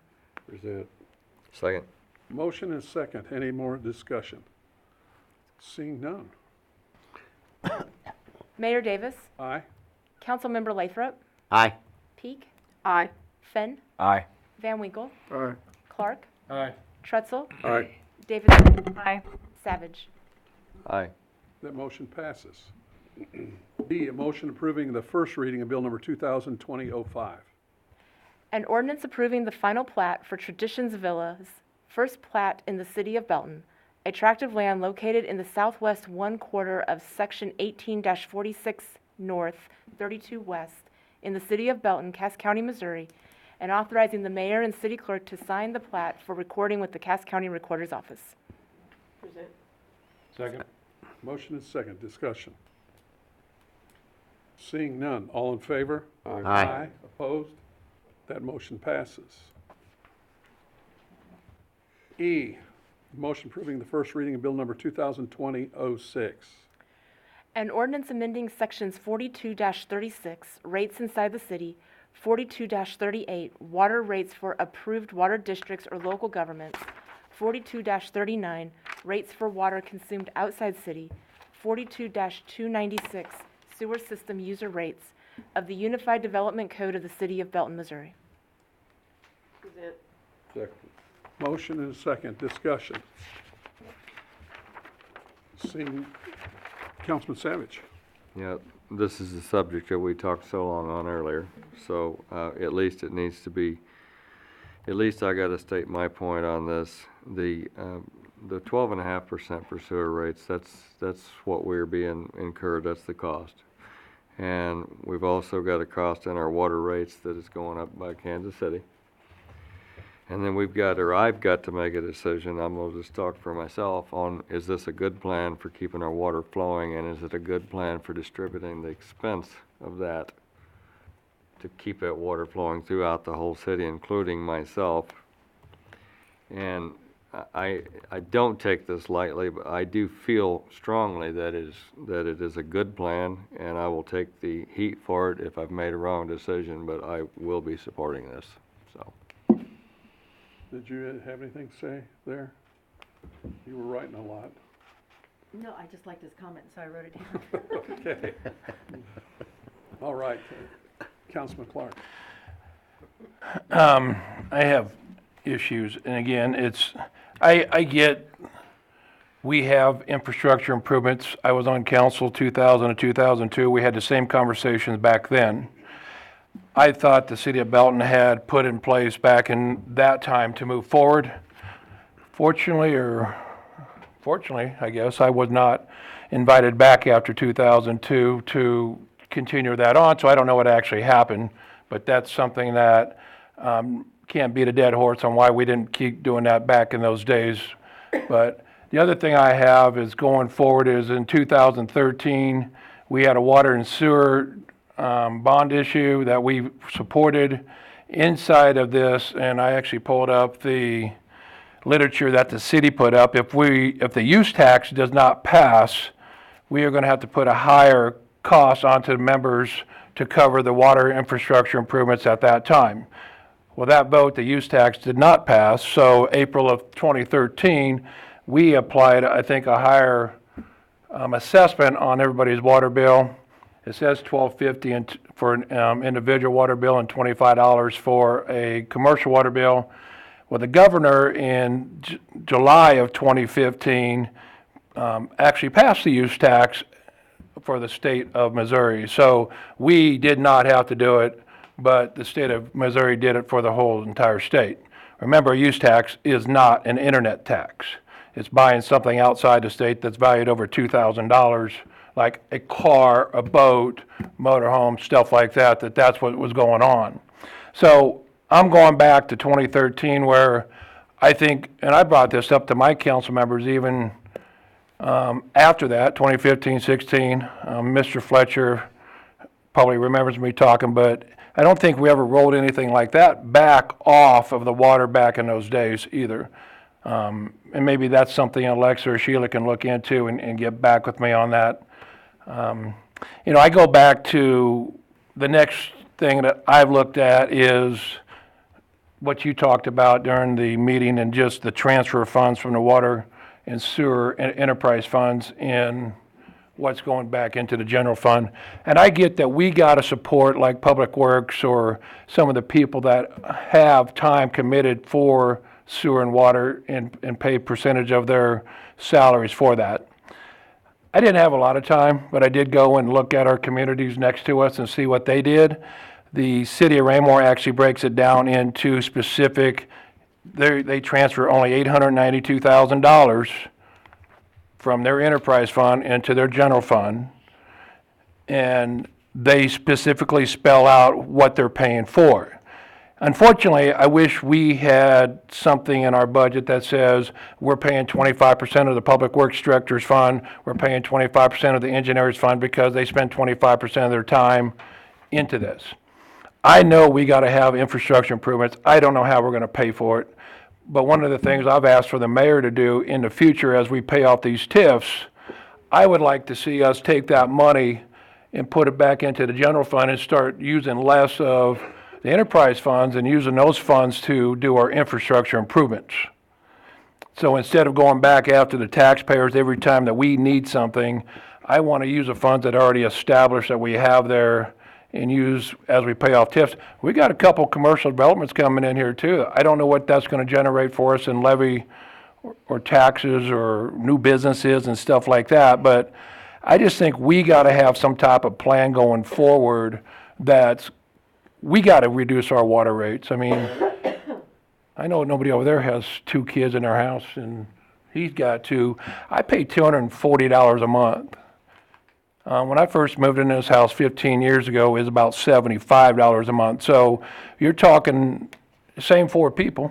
Now, I got a 19-year-old that's the cleanest 19-year-old boy in America, but it's just, I think and I hear the public cries that we got to do something different.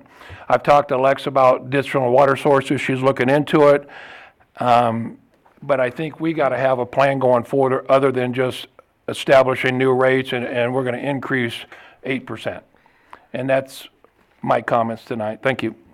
Sheila wants to go first. Okay. Councilman Clark, we do not have a use tax in the state, or in this city. What you're talking about is the motor vehicle sales tax. There was a special provision that allowed us to go to the vote to the people, especially because of that Supreme Court decision. We don't have an internet tax in the city, but we have this, the governor signed a use tax. I read it in 2015. We do not have Which basically covers anything that is bought over Let her finish. Don't interrupt her. Go ahead. We are allowed to do motor vehicle sales tax on out-of-state trailers, boats, and cars, but that is not a use tax. The use tax, the state of Missouri and Cass County both have a use tax. The city of Belton does not. And so a use tax is a tax on anything that is purchased outside of the state that is delivered into the state that sales tax is not charged on. Go ahead. Coming from the city of Belton. Unlike sales tax, which requires a sale at retail in Belton, a use tax is applied on transactions that individuals and businesses conduct with out-of-state vendors, including catalog, direct marketing sales, that are not subject to a sales tax. A use tax does not apply if purchases from a Belton retailer. For example, if a Belton business has purchased office supplies online from an out-of-state office supply store, is delivered to the business in Belton, the office supply store would collect a use tax for Belton and Missouri. So That this failed. This is what the governor signed. No. No. I'll go investigate it more. How much money would we get if we did? What do you think? 1 million. It's the last time that we did an estimate, what we did is we took, because Cass County does have a use tax, Right. I was able to get the data from them on the amount of use tax that they received from our city limits. And back then, it was estimated that it was going to be about $500,000 a year. That can vary wildly. One of the things that makes it so volatile is because when people are building, so you have big construction projects that are going on, a lot of times they will order those supplies from out of state and they're delivered in state, so they are not paying sales tax. Instead, they would pay a use tax on those materials. And so if you have a lot of construction that's going on in your city, you would end up getting a lot more use tax in those years. And then when there weren't as many building construction projects, your use tax would drop off. So it's not as stable and steady as it is as sales tax is, but it would generate. Back then, when we did the estimate, it was about $500,000 a year. We have a lot more construction projects going on these days, so it would probably generate a little bit more than that. And the $500,000 a year was what was used to calculate what the debt service charge would need to be on those water and sewer rates. And the plan was to reduce the amount of funds that were being transferred for those administrative costs that the general fund is providing to the water and the wastewater fund. And that is why, if the use tax would have been approved in 2012, we would have been able to not impose as much of a debt service fee. That failed. Then we asked the citizens to approve the sales tax on out-of-state motor vehicle sales, boats. That passed. And then we also asked the citizens one additional time since I've been here to approve a use tax, and that failed. Councilman Van Winkle is next. Go ahead. Yeah, another thing on this use tax, and I've been a proponent for it, fully understanding people don't want to pay any more taxes than they have to, but I always try to stress the fact that with the change of commerce going to the internet and Amazon and all these other methods to bring in goods to the state, into your home, into your front door, it's nice not to have to pay that sales tax, I suppose, but the internet sales have been setting records, I think, year after year now, and the citizens have to realize we can have less money here in our funds because of the less taxes coming in, and that feels nice when you're making that purchase, but again, we are trying to find the money to repair 75-year-old water pipes we're trying to find money to repair 75-year-old roads, and we have a smaller pie because of this. And I'm glad Sheila touched on it. We also had to pass the request to tie in with the state on that the out-of-state purchasing of vehicles and so forth. It wasn't that the state and the governor just gave it to us. We had to get the citizens to do that. And I think it came back and hurt us when we wanted to also get the use tax passed so we could charge for these out-of-state purchases.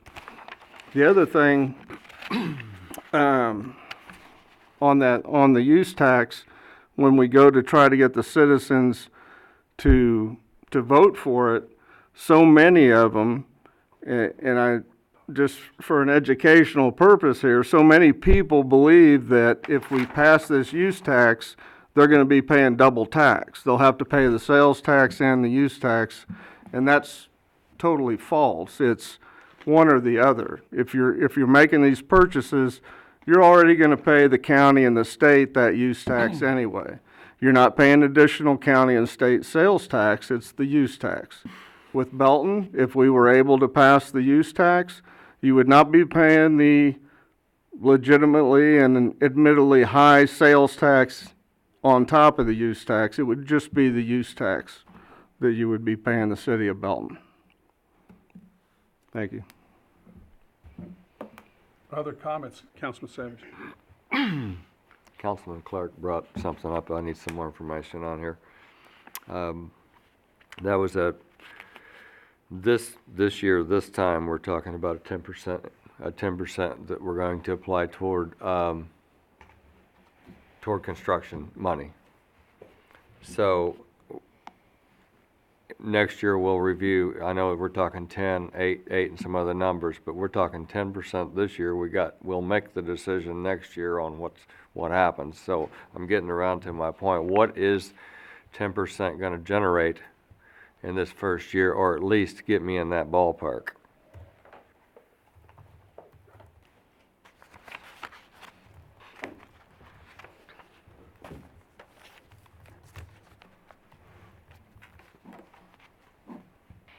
So I'm just going to take, if you look at page 81 of your budget book, you can see the water sales for fiscal year 20 are estimated at $5,200,000, so $520,000. Okay, and the reason that was important to me, I did not know that number, thank you for getting that, is, as it was mentioned, and I feel the same way, as the TIFs began to pay off, you answered how they're going to be distributed, and I would think general fund, we need to take a good look and see where we're at in the general fund and how much of it we can fund some of these other projects. But if you look at the marketplace, Belton Marketplace, which is going to pay off this year, what you're generating there is at that point is just not even as much as what it's still not generating enough dollars to do us any good yet. In the future, as in 2021, that's going to get a little more significant, and I would think that if I'm still sitting here, Lord willing,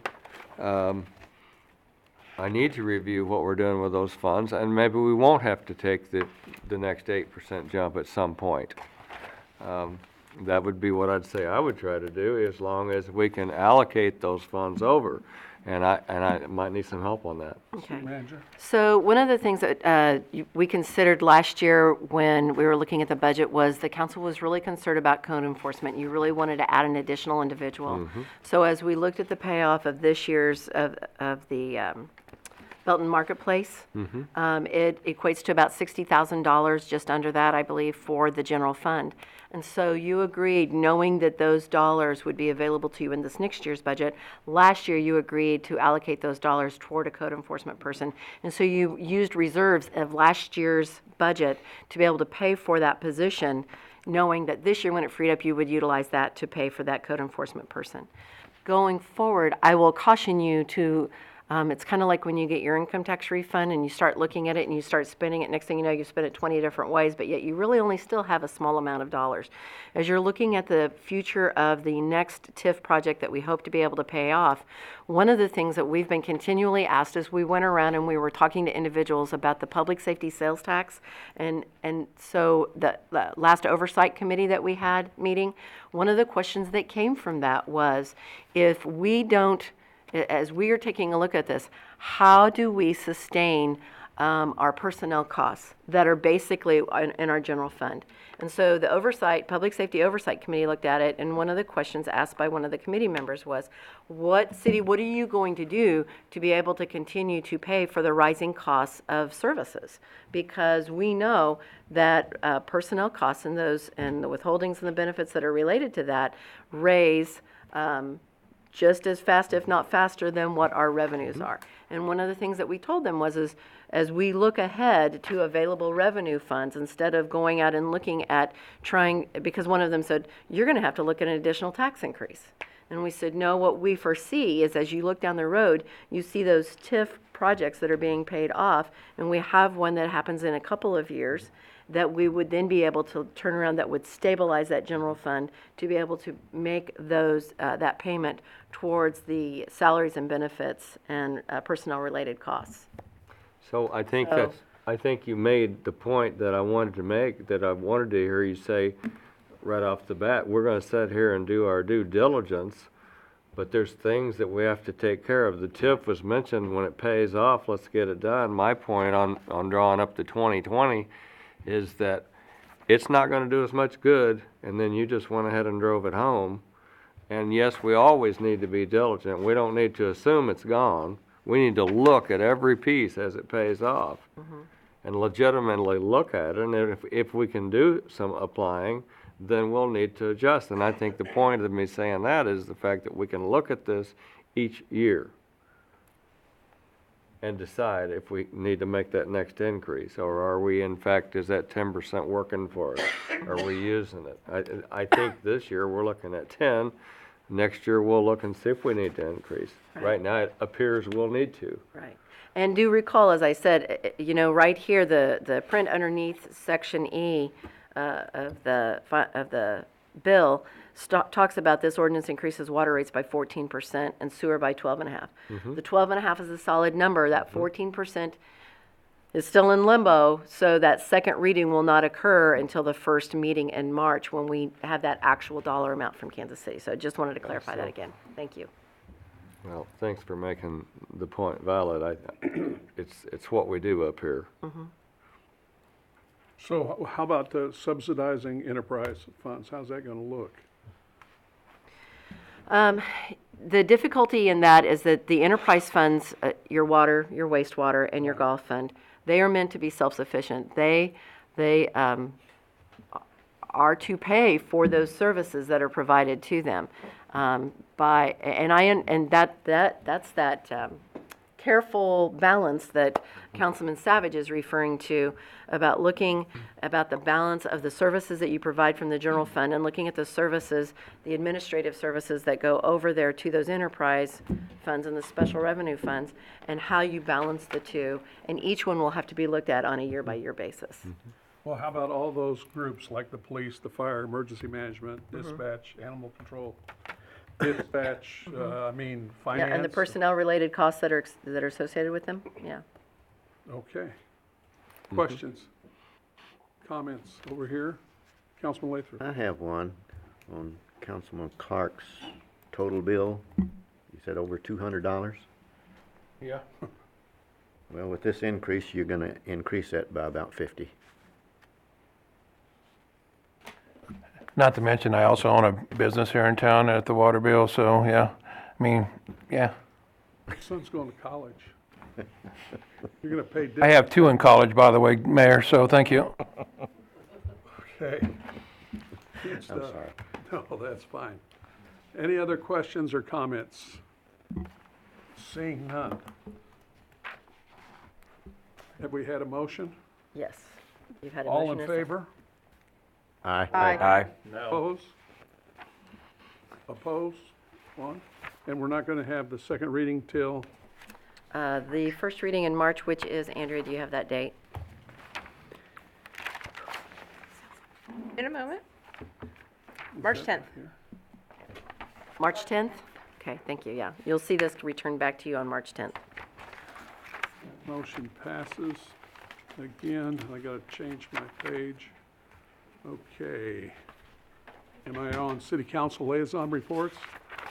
Can I ask one thing back on Yes, sir. before we move on?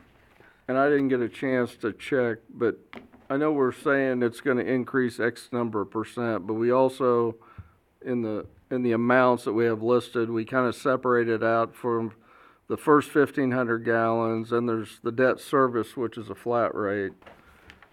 Does the 12.5% apply to the minimum amount of gallon, or the minimum paid, as well as the over 1,500 gallons? Yes, So everything, Not the debt service but not debt amount. service. but not debt service. The debt service is just more or less fixed, correct? Yes, so if I- you, Okay, that answers that part of my question. The other thing I wondered, because some people brought some good ideas up and that contacted me, there are some people that just don't have the money.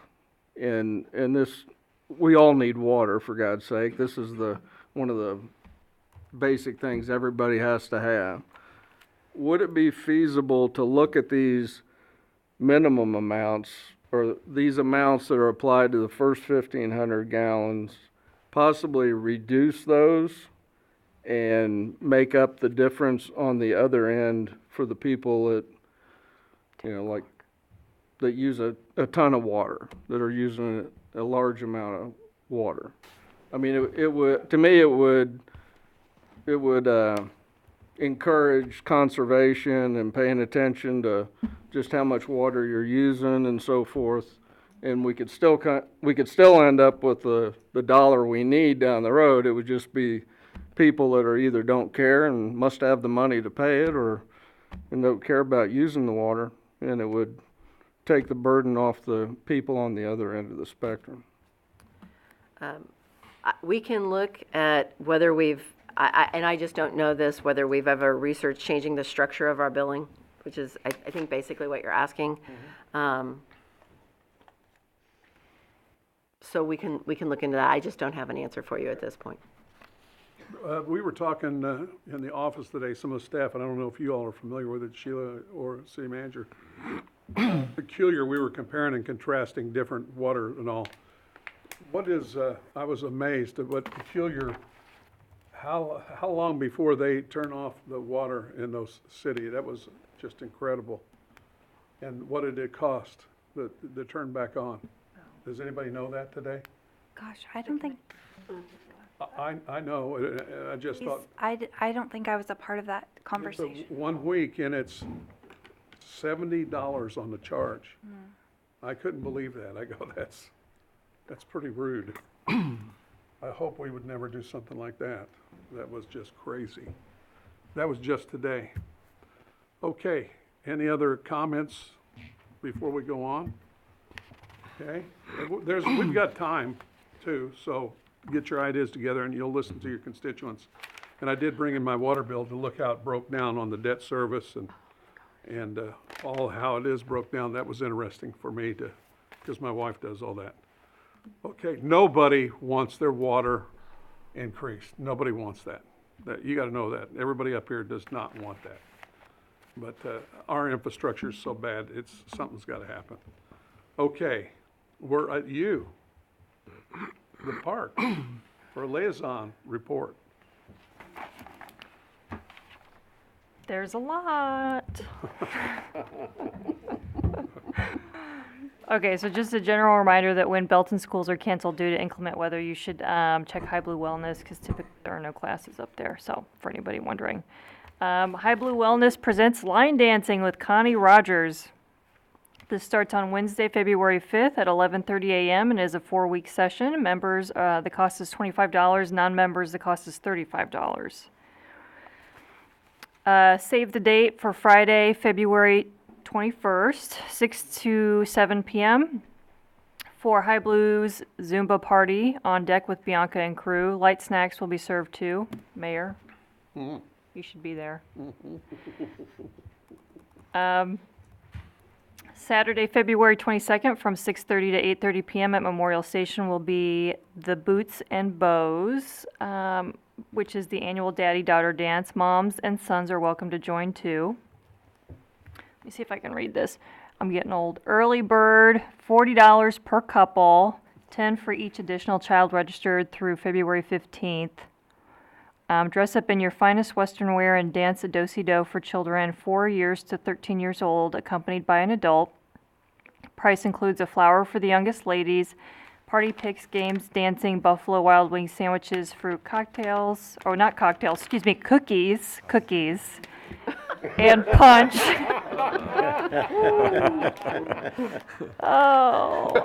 For questions, contact Melissa at 816-348-7400. And then here's your chance to bring Cass County history to life by helping us raise the roof on the Sloan Tribby log cabin. This historic cabin, dating back to the 1840s, was discovered in Cass County in 2015 with strong ties to Quantrill, the raid on Lawrence, the burnt district in General Order Number 11. The cabin was dismantled piece by piece, with each part labeled and stored for reconstruction in Belton Memorials Park. This event includes cocktails, music, dinner, silent auction, and live auction. There will even be an opportunity to sponsor a specific cabin log. Sponsorships are available. Individual tickets are $50. Tickets can be purchased at the High Blue Wellness Center. Sponsorships and project donations can be made on our website. All proceeds benefit the Belton Friends of the Park Foundation Sloan Tribby Cabin Project. We are excited to bring back the adult co-ed volleyball for ages 16 and up on Tuesday nights. Games will begin on Tuesday, March 17th at 7 p.m. at High Blue. It's a 6-week regular session followed by playoffs. Winners will receive league champion t-shirts. Players can register as individual and play on a house formed team or register as a team with a maximum of 10 players. Fees are as follows. Early bird through February 1st. Team is $190, individuals $45. Regular registration, which is February 2nd through March 1st, the team is $200 and the individual is $55. Late registration, March 2nd through the 8th, team is $225 and an individual is $65. And you can register at www.teamsideline.com/Belton. That's what I got. Yep. That's all? Yep. They're doing sponsorships, Terry, you're back there. Sponsorships to the trivia, there are people that are doing tickets, right? Yes. So you can pick up tickets and sell them. I know that I got to pledge at least one ticket. I don't know if my wife will go with me, but it's a history thing and it's a great deal. So if anybody wants to try to do that, you need to be there. If you've never been to that, I've watched that for years. The Sloan Tribby, did I say it right? That is a great piece of history. And it's really a fun project. It's really going to be a great amenity in our park. So that'd be a fun thing. If everybody wants to try to sell 10 tickets or something like that, it'd be great. And that's also Mayor's communication, that was just that. City Manager's report. Yeah, Chief Person, you have an update for us this evening? Which one? You have a couple items, I believe. Well, painting started this week out at the police station. You remember y'all recently passed a contract for interior and some exterior painting. The interior painting has started, so if you come out there, make sure that you keep your hands together and don't brush up against the walls. Is that free labor? No free labor. I don't know if you was using your residence to do that for you. No. I'm afraid what they would do, so. Let's see, we also have a DARE graduation Thursday evening at the high school at 7 o'clock. You all are invited to attend. This is 30-plus years of DARE in Belton, so we've had a lot of students that have gone through the DARE program here. It's been very successful, and we would encourage any of you all that would want to attend to come on out that evening. Also, this week, we will be submitting the state EMPG, that's the Emergency Management Program grant, to the Department of Public Safety, SEMA, agency. This year, we are applying for about $167,000 is what I'm actually asking for in equipment, personnel, and we'll see what we get back from the state. And we will base the emergency management budget that we will be presenting to you all based on the potential for that grant. Is that it? Okay, great. I also wanted to let the council know, and then Carolyn, you'll go after this. As you, many of you know, I sent you information over the weekend that the Department of Health and Senior Services has issued its list of approved dispensaries for medical marijuana. 24 dispensary licenses were approved in the 4th Congressional District. There were 3 sites approved in Belton, Missouri Health and Wellness, and which is located at 17211 South US 71 Highway. It's next to Big Al's Liquor. JG Missouri LLC, located at 109 North Cedar Drive, that's in the Price Chopper Shopping Center. And Terrapin Investment Fund at 114 East North Avenue, Belton, which is next to Boost Mobile. Just as a side note, there was one site in Raymore that was approved at 1905 West Foxwood Drive. I believe that's the location of the Steak and Shake. There was also one approved in Harrisonville and 7 approved in Columbia. So I just wanted to give that updated information about that. That's all I have for you this evening. And the last item that we have is Carolyn.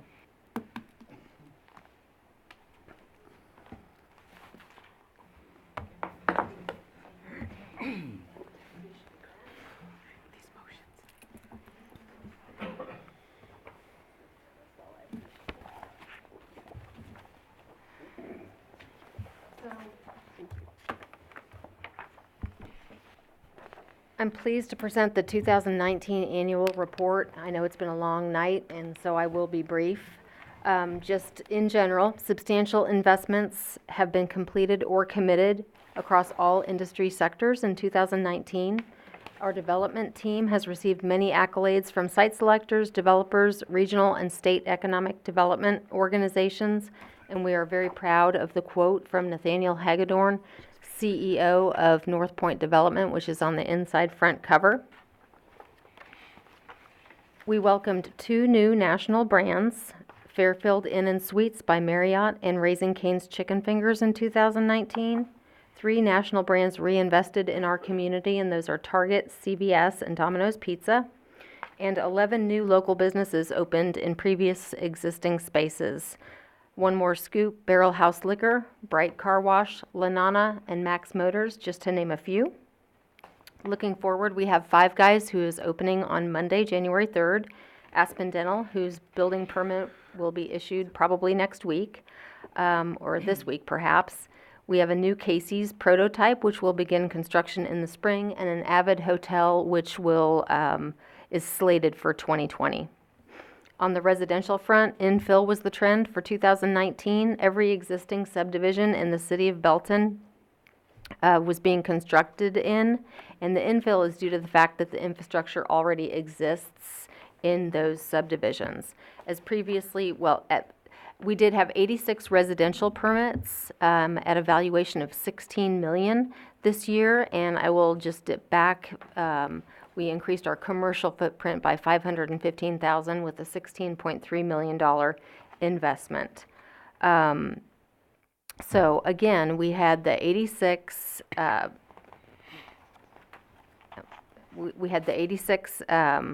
residential permits, and already in 2020, and it's only the end of January, we have 56 permits in the queue. 4 are single-family permits and 52 are multifamily. The 4 single-family permits are in Cambridge Hills and Meadow Creek. We've also had a final development plan approved already this year for Phase 3 of the Traditions, which is 36 2-bedroom villas for those 55 and older, and we will have 2 additional phases to be considered in 2020.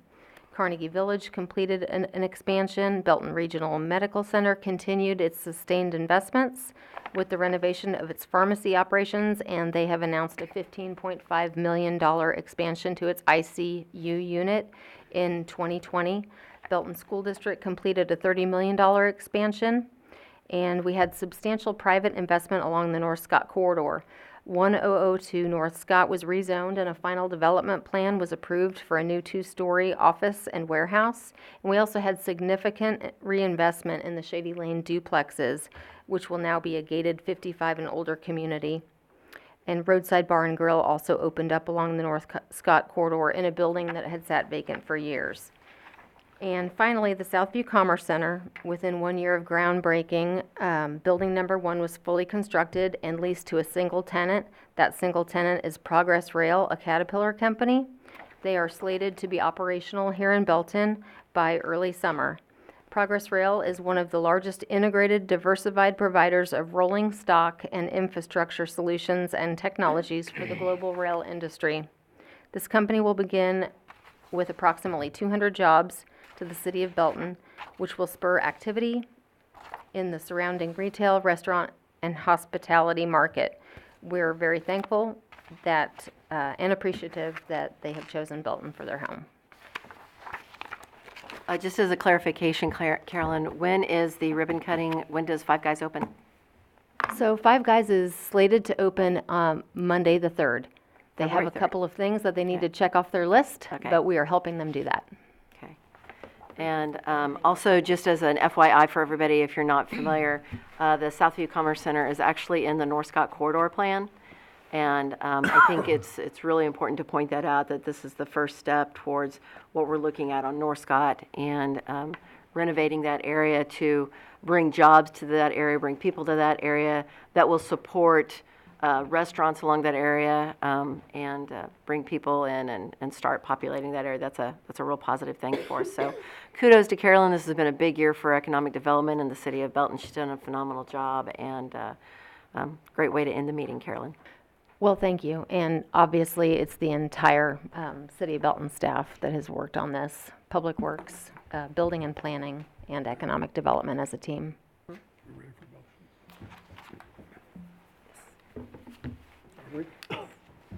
Let's move on. Motions. Here we go. Let's do A. You're on. A motion determining the redevelopment project described in the Belton Town Center TIF plan and submitted to the Belton City Council at the public hearing held on January 28, 2020, is or is not making satisfactory progress under the proposed time schedule contained within the approved plans for completion of such project. So moved. Motion and second. Discussion. Seeing none. All in favor? Wait, Aye. before you can vote, you have to Gotta choose say whether whether- you are voting for or against. Say whether it is or is not. Somebody made So the motion. When you say yes, Is or is not? Whether it's making satisfactory progress. so it's is Yeah. or not? Isn't it? That's what Are we, you proposing I an is? propose that motion A is making progress. And Councilmember Van Winkle, do you support is as second? Okay, so we'll know that on the rest of them too then. Yes. So we've got the motion. So the question is, how many think that is that how you want to read it? Yeah, it's just. Well, I think now we're clarified, we should open discussion then. Yeah. Okay. Discussion.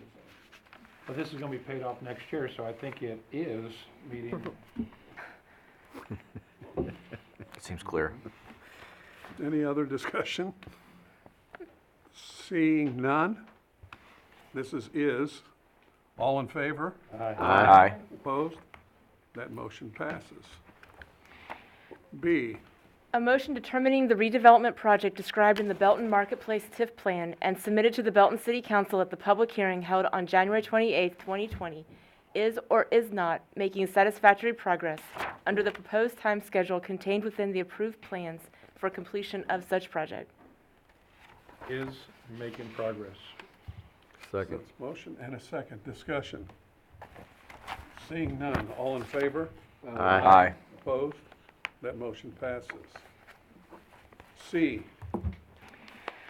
A motion determining the redevelopment project described in the Y Highway Marketplace TIF plan and submitted to the Belton City Council at the public hearing held on January 28, 2020, is or is not making satisfactory progress under the proposed time schedule contained within the approved plans for completion of such project.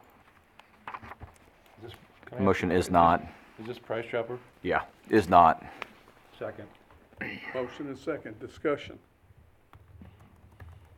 If it is not, what do we do from that?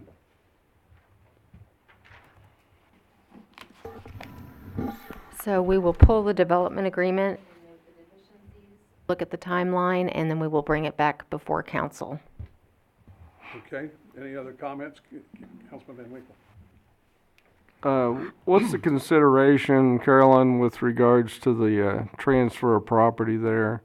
Is this something that's gonna throw a wrench into that with the new developer?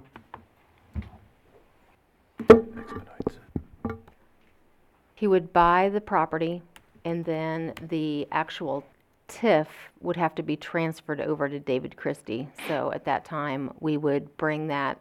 Patrick, do you have anything to add? So I don't think this would affect the transfer of the property because this determination doesn't automatically do anything. It doesn't terminate a redevelopment agreement. It doesn't terminate the TIF. It's essentially just a message from the city council that adequate progress has not been made based on the redevelopment plan and the timeline set forth in that and the redevelopment agreement.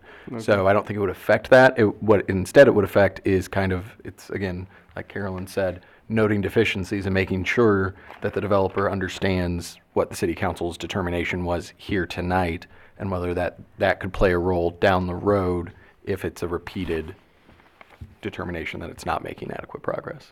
I just wanted to clarify, thank you. Councilman Trussell. I'm a little ambivalent on this. In negotiations, there's go forward and go backwards and quit. I'm kind of wondering if this will throw the wrench into the property sale with the possible problems that might exist. Again, I didn't draft or negotiate the redevelopment agreements, but based on what I do know about the typical form that every development attorney in the state uses, this sort of determination doesn't really throw a wrench into it. Instead, it's essentially a message from the city council and the city that, the city wants to see more progress and that needs to be highlighted by the developer in attempting to draw in new stores, new pad sites, X, Y, and Z. So I don't necessarily view it as a wrench, but instead it's it's a determination by the council that this needs to be increased. We've been through this once they've already been here once. Yes, they have, and that was the Cosentinos at that point, not Dave Christie. So again, I do believe that, if I remember correctly, this was also determined to not be making adequate progress last year. Correct. So it didn't throw the wrench in it the last time you did it. Okay, thank you. How many, can staff answer and just ballpark me here? You don't have to get right on the spot there, but how many brokers have been on this, worked on this project? And it's numerous, and that's why I made the motion I did tonight, because it is unsatisfactory, in my opinion. I would say at least 4. And when the Cosentinos came in last time, they introduced you to Jay Ferguson of Ferguson Properties, who was going to be taking over the marketing and be the new broker, replacing Area Development. Yes. That never occurred. So what wound up happening is David Christie has been in negotiations with the Cosentinos for the shopping center for quite a while. And so all of the project leads have been going straight from the Cosentinos family straight to David Christie for this last at least 9 months. Okay. Interesting. You were next, I'm sorry. I just remember sometime this past summer, we talked about this project and I think it was mentioned that the developer has to make the difference up that needs to be going. I'm assuming when David Christie buys that'll just transfer over to him and all that. Well, Sheila, sorry to grab you on that. How's that gonna work if it transfers over? The TIF? The development agreement, the current contract will just be transferred if the council so chooses, to the new owner. Yeah, and again, to highlight, any transfer will still have to be approved by the council. The TIF is the mechanism. The redevelopment agreement is the thing that allows the developer to use the funds out of the special allocation fund. So when that is going to be transferred, and in this case, it's not really a transfer, it's called an assignment, because the new developer is assuming and receiving all of the duties and obligations that are already outlined in the previous agreement. And that assignment and assumption has to be approved by the council. Sheila, what skin do we have to lose at the Y Highway? I mean, what are we in for here? The city has certified costs that paid for the widening of 163rd Street. So if that TIF doesn't perform, it's in our best interest for that to perform, because we will get repaid for the money that we spent on 163rd Street. And how much time do we have left for that, and then it doesn't work? 13 years. I think it was activated in 2012 though, so I think until 2035. Other questions? So this is not. Any other discussion at all? Seeing none, all in favor? Aye. Opposed? Motion passes. D, Motion determining the redevelopment project described in the Southtown Plaza TIF plan and submitted to the Belton City Council at the public hearing held on January 28, 2020, is or is not making satisfactory progress under the proposed time schedule contained within the approved plans for completion of such project. Is. Second. got a motion and second, discussion. And that's the Menards Group? Is it? Yes. Wow. So they do have a construction completion deadline date, Menards does, of May. They're supposed to be completed with their construction May 31st, 2020.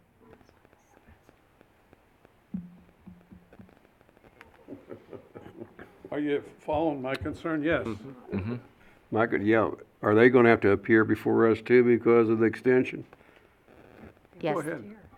Yes, if council determines that, they will have to come in before council and give an update as to their marketing efforts. So if we do they still have to be here or not? I believe that the typical process that the city has followed is that when the construction timeline is coming up, regardless of whether or not the determination is or is not, they need to come in and get the redevelopment agreement amended and appear before the council. So in this case, even if you vote is, Menards will have to come in before May 31st, 2020 to amend their redevelopment agreement and talk to council about what are the marketing efforts, X, Y, and Z. And again, the other thing to consider with this TIF is there are two developers. This isn't just your typical one developer is controlling the TIF. This one, Menards, has redevelopment project area, I think they classified them numerically, so 1, which is Menards, and then redevelopment project area 2, which is the kind of, I don't know if we consider those outlots, Outlots. but they're not really out, they're off to the side, but, and then, Project Area 3 is Herman Enterprises. However, they are just about to break ground on a 3,500 square foot Aspen Dental, and they will also have a future retail pad site for 6,000 square feet, which they came before council. so essentially redevelopment projects 1 and 3 will be completed this year, and the Menards will have to automatically come in by May 31st to discuss redevelopment project area 2. Councilman Clark. Just clarification again, to me though, is if they're making enough revenue to pay back the TIF, then it is performing, even if they haven't finished all their outline, right? I mean, I'm looking at the dollars coming in and what's left to pay, and over the years, I think, I don't know when it actually started. I mean, it says 2009, but they didn't build that in 2009, so. The state statute is to determine if the redevelopment project is making satisfactory progress under the proposed time schedule for construction. And I'll jump in. this whole public hearing and all these motions is based off of a grand total of 3 sentences in a statute. So there's not a lot of, guidance given to staff or even the council on what is or is not. It's really more of what the council determines is satisfactory progress, whether that's under your idea of are they repaying the TIF or whether or not it's have they constructed enough buildings. Sheila, you're gonna say something, you're flipping your pen. It was in the air. I'm Okay. flipping my finger. Yeah, could have been. No, I Yes. am. Here. So by rights in the development, the way that I've understood it's definitely not performing where it should be. And I also want to say the dental part of it is probably will be proactive, but as I recall, it doesn't pay anything toward paying that TIF off. So that needs to be noted that, yeah, we're getting ready to break ground. However, that doesn't pay. It may pay in sales taxes in other ways, brings people to the city. I understand that as well. So I can't see it's a huge gain or loss whether it is or is not, but technically it is not. And Well, then we'll have to, at the end of discussion. Okay. So, any other discussion on this? Did you hear what he said? We're gonna vote on the first motion. If it doesn't pass, then we'll do a redo, all right? So, The first motion is an is. it is. Is. So check it. All in favor? Aye. Aye. Will you raise your hand so I can count? And the motion passes. there you go. Okay. So who was no? Those three on that end, of four? I was no. Oh, no, Those- no. I thought you just said aye.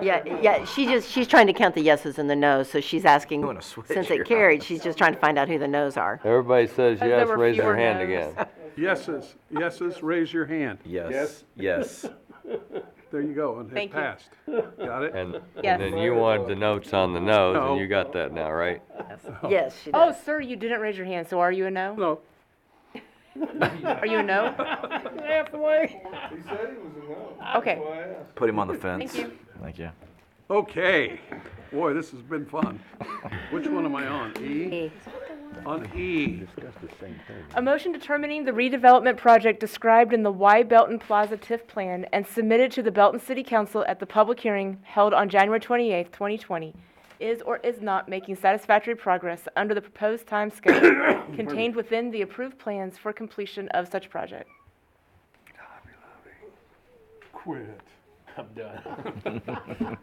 I mean, I don't think it is, but that's me. Which one is that I one? think it is. Yeah. I'll make that Why motion. Belton? He got them built out and he's, only getting $1 million off a $22 million project, so I mean, Well, he's got quite a bit in there. Where's he supposed to be by now? He's got quite a bit built in there. It's got a lot. he got a lot of Lot built, of but it. his Yeah, revenue there's source still is- he's got some empty space, there where Fazoli's and the front area's at. But when you're talking about construction, Yeah, that's what I'm there's talking the about. hotel lot back behind Hobby Lobby and Academy. And then there's some space down in front of the, down next, up against 163rd there, next to Neaters. And there's a spot there, at the drive as you're coming in, right where Ross is at. There's a fast food spot right there. Is that correct, Carolyn? That is correct, but I would like to add that he did come in, and it was last amended in September of 2019, and so his construction timeline has been extended for all of those areas and lots. The earliest that he has to have something constructed would be August of 2021 in areas 2 and 2A, which are the orange and the green on the map. So he did come in, and council did amend and extended his construction timelines in September of 2019. So So we have a motion of what? I'm saying he is. I'll make that motion. Motion I'll give it to and him a for now. second. I guess my question goes back to, I mean, when I said that there's $22 million still outstanding and only generating just a little over $1 million in revenues, I mean, that's, Is it gonna, I mean, it says it started in '07, which we determined, I think, it was what did you say it was, 14? Is that when it started? Because that when Academy and Home Depot were started then?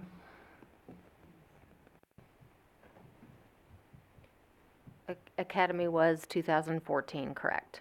So you got 23 years, so let's say from 14, so I mean, we're already 6 years or 5 years into this agreement. I mean, I just don't think the dollars coming in right now are satisfying his TIF. Well, the dollars may not be, I just think that the construction is, and if I'm wrong, I'd like to see that, because I'm very open for communication on it, but I also want to keep in mind, and I could be corrected on this as well, but part of this obligation puts in a 4-lane road back through there a little ways. Well, I guess that's my question. I mean, Carries what on is, through to the outer road and on down. Patrick said it earlier, there's no clarification to what's progressing. And that's why I don't understand, is it the money side, or is it the construction side, or is it all blended together, and you gotta figure out based on that, what is good and what's bad? I mean, I think the great project, but is it the revenue's coming in to pay it? So the statute just says timeline. It could be the construction timeline or the repayment timeline. It's not clear which one it is. His construction timeline is 2022 before he needs to have the redevelopment project area 21, before he needs to get, I guess, the orange portion built out. So, Right. again, it's up to the council to make. So, Mayor. I would pose the question then, do you want the construction done or do you want the repayment? And I think we know which one it is. But you gotta have the construction to get the repayment, right? So where are they? And so weigh that out, but I believe it's the money side of the things. You want the repayment to happen. Will they get the repayment done in the timeline that they have set before them? So Mayor, I haven't gotten a second on my proposal, so someone else can. No, you've got a motion. Was it and- Jed? Or- Yeah, or- Councilwoman Did Peete right seconded the there? motion, yeah. So we're just discussing. Maybe we're both wrong. You're gonna find out. Okay, any other discussion? Yes, sir.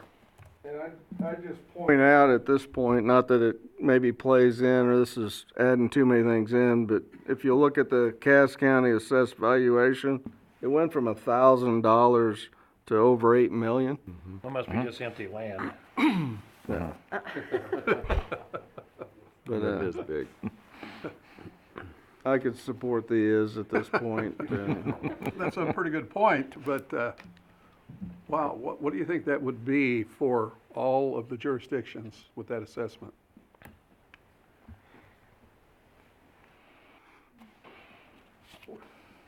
A lot of money? Mayor, I'm sorry, I don't know everybody else's tax rates. Okay. Go ahead, Carolyn. One thing I would like to add is that if he does complete the contract with Costantino's and is the new owner of the Price Chopper, he will be coming before city council anyway for that, and that might be a good opportunity for him to update council on Y Belton Plaza as well. Councilman Finn. So, I guess my question is, that we're looking through these documents that you've submitted to us, and estimated payoff year, anything that says TBD on it, and you can't calculate an accurate payoff inside the time frame that they were given to get it done, that tells me that they're probably a not in my mind. Am I wrong in that thinking? The reason is because we don't know what businesses are going to go in there, and so, if you got another store like Academy or like Menards in there, then obviously that's going to kickstart it, and it's going to Absolutely. pay off much faster. Absolutely. And until they do that, it's a not. It's got to get done, in my mind. Okay, so we've got all the discussion. I guess my question to staff, I mean, if we say he's not, does that encourage him to move forward faster? I mean, I don't know what Mr. Christie has in the pipeline for either one of those two projects is my question, I guess. I mean, seems pretty dormant here lately. I'll just go back to my previous statement that he's going to be coming in anyway for the other one.